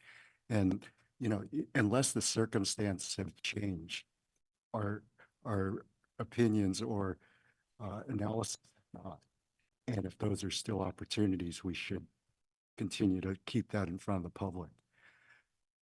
I know one of the things that I had found fascinating in the Cal LAFCo conversation, and although we kind of had a quick, brief discussion about it the last meeting about identifying risk associated with our reviews, while that might be considered onerous, if there are opportunities to get information from other agencies, much the way, we can incorporate arena analysis into the housing element.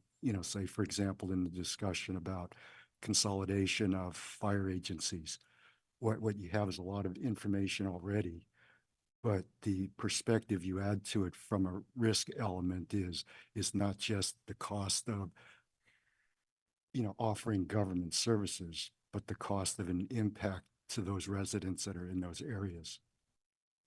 Thank you. Other commissioners want to speak on this item? Commissioner Burke? I think strong language is fine. And I think holding agencies accountable for recommendations that have been made is important. Otherwise, we become the grand jury. Well, I think we'd like to hear responses back. We want to be clear Yeah. that we don't want to start what happened in Santa Cruz. Right. I'm not saying an expletive laden recommendation, Really? simply being firm about, hey, when we reviewed you, these were the 6 things that we prioritized, and A, how have you addressed them? And B, if you haven't, why not? I Okay, think it's fair. okay, And good. you can have a rational adult discussion around that without being bomb throwers. I think to keep things moving, I think staff understands what the desire of the commission is. Okay, great. All right, next one, Joe. Next one is office hours. You currently have your staff coming in person once a week. I think it's on a Wednesday, but it's not officially in writing in your policies. Is that something that you want to first keep the status quo and actually have it in writing in your policies? I think there's a difference. I think staff come into the office, I don't know Yeah, let me- exactly when, but the office hours are that are open all the time is on Wednesday, and then you can make appointments, correct? Yeah, so the way it works is we started this in June of 2022 when we had our MSR workshop. We had a side discussion about this, and the commission at that time had asked for us to come back at some point and report on how it is and do we want to keep this process and the commission would then decide, do we want to keep this process moving forward? What we determined was at the time we wanted to have 1 day a week with open office hours. Anyone could show up. Staff pick Wednesday. It seemed to be the best day to do it. Since that time, we've had a total of 2 people stop in unannounced for open office hours.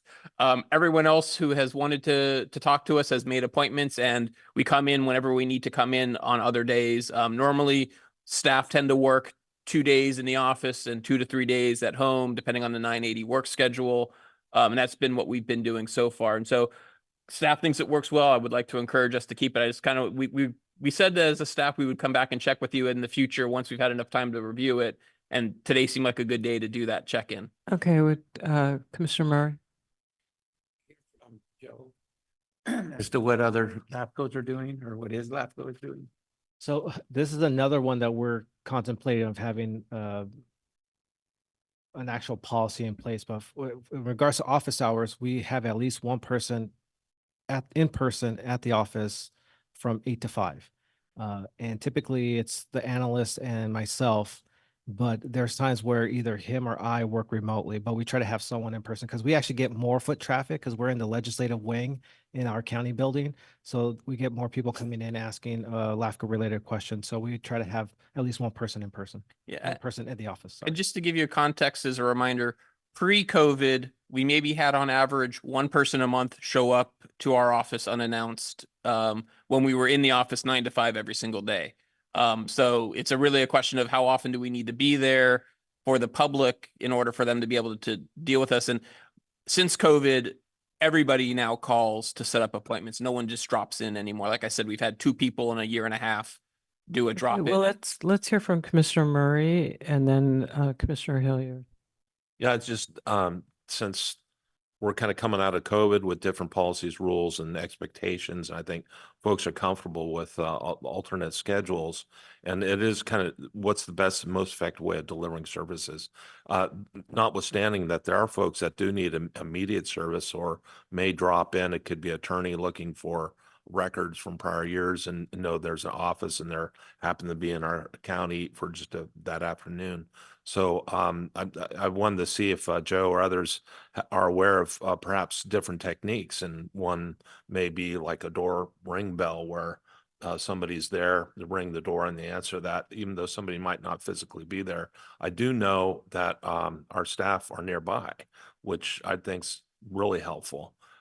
So if someone did need to have a hard copy of something, which may be rare, that I think that's good to know in terms of service and folks' ability to respond. But I just, that might be something kind of out of the box, but might be kind of a higher level of service if by chance there are folks that drop in or really have an issue with not a physical person. But I do respect, Joe, what you're saying. If you're in a more public setting, governmental building, there may be a higher level Ours is in a private office setting, although very nearby these governmental offices. So expectation would be that they could go there as well, knowing that it's immediately adjacent.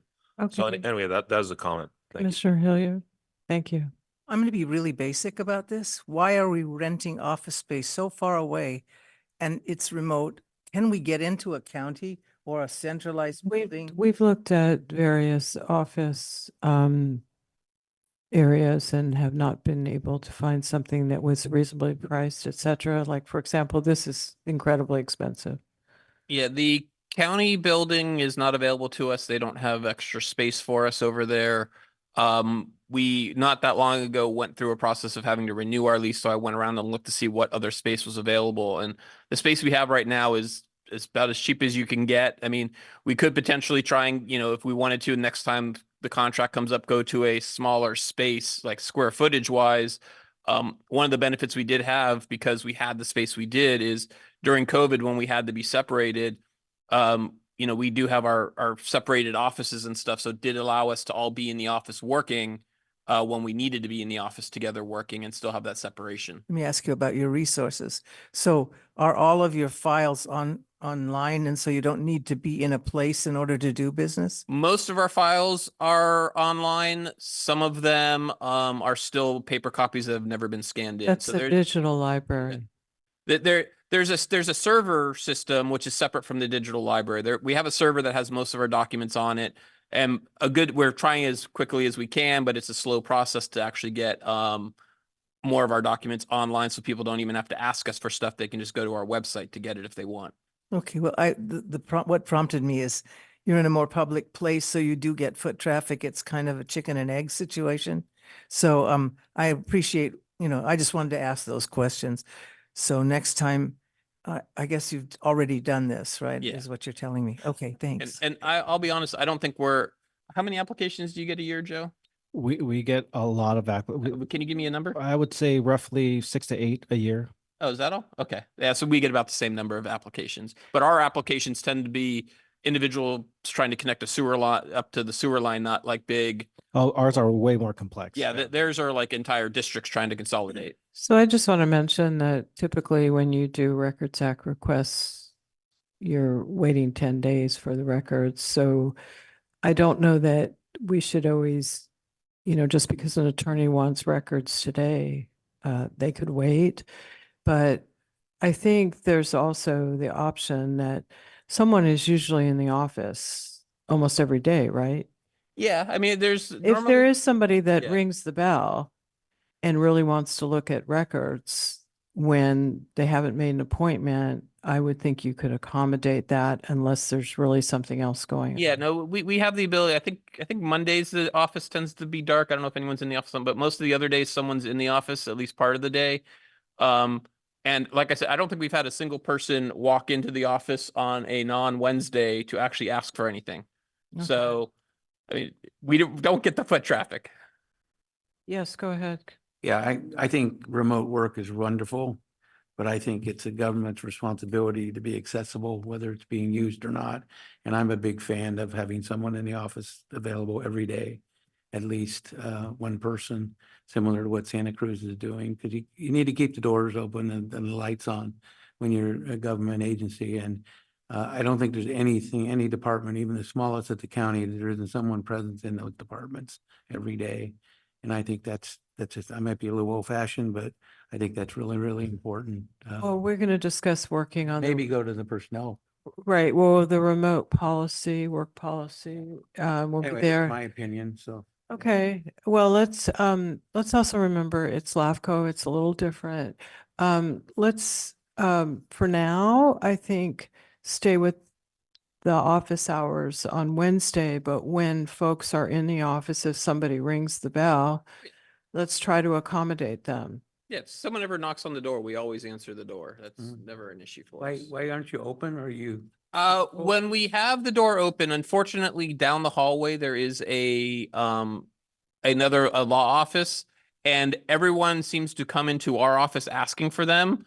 And it literally, like most of the foot traffic that would walk into our office if we had it open would be people looking for the office down the hall. When we don't have the door open, they figure out how to go down the hall without us. And so it's an easy thing. You just knock on the door. Someone quickly gets to the door. We've never had any problems with, even the mail guy will knock on the door when we have mail sitting there and we hand it to them. So it's not been an issue having the door closed, at least from a people getting in perspective.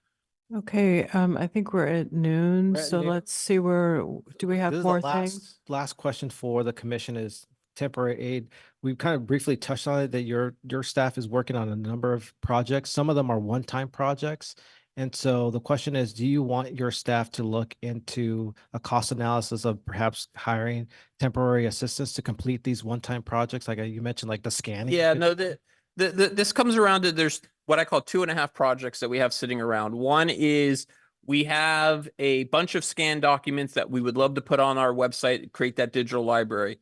There's only so much time that Claire has to actually do remediation work. And that's really the key at this point to keeping us from being to put everything online, all of our applications, all of our resolutions, is that remediation work. So the question is the commission willing to accept perhaps increasing our dues to all of its members in order to go out and hire a part-time person to help do remediation work so we can get through that stuff quicker rather than as time permits, Claire will sit down and do a few resolutions here, a few resolutions there. Instead, we go out and maybe hire someone for 10, 15, 20 hours a week and actually do it. I don't want to go out and do the cost analysis if I came back to you and said, yeah, no, we don't want to be increasing our dues to members unless we absolutely have to. Let's kill that. I'm more than happy to do the research if the commission is willing to say, we're willing to accept perhaps a small increase. I have an alternate, which would be, I personally am not willing to increase the dues. I Okay. think we're all going to be looking at hits because of the state budget. And I'm trying to move this along. Yeah. But I think if there's a specific project, like just for example, you brought us the mapping work, that has helped so much. If there's specifics where you want to hire someone on a temporary basis to get a big chunk of those documents loaded, not all of them, just get the chunk that's sitting there.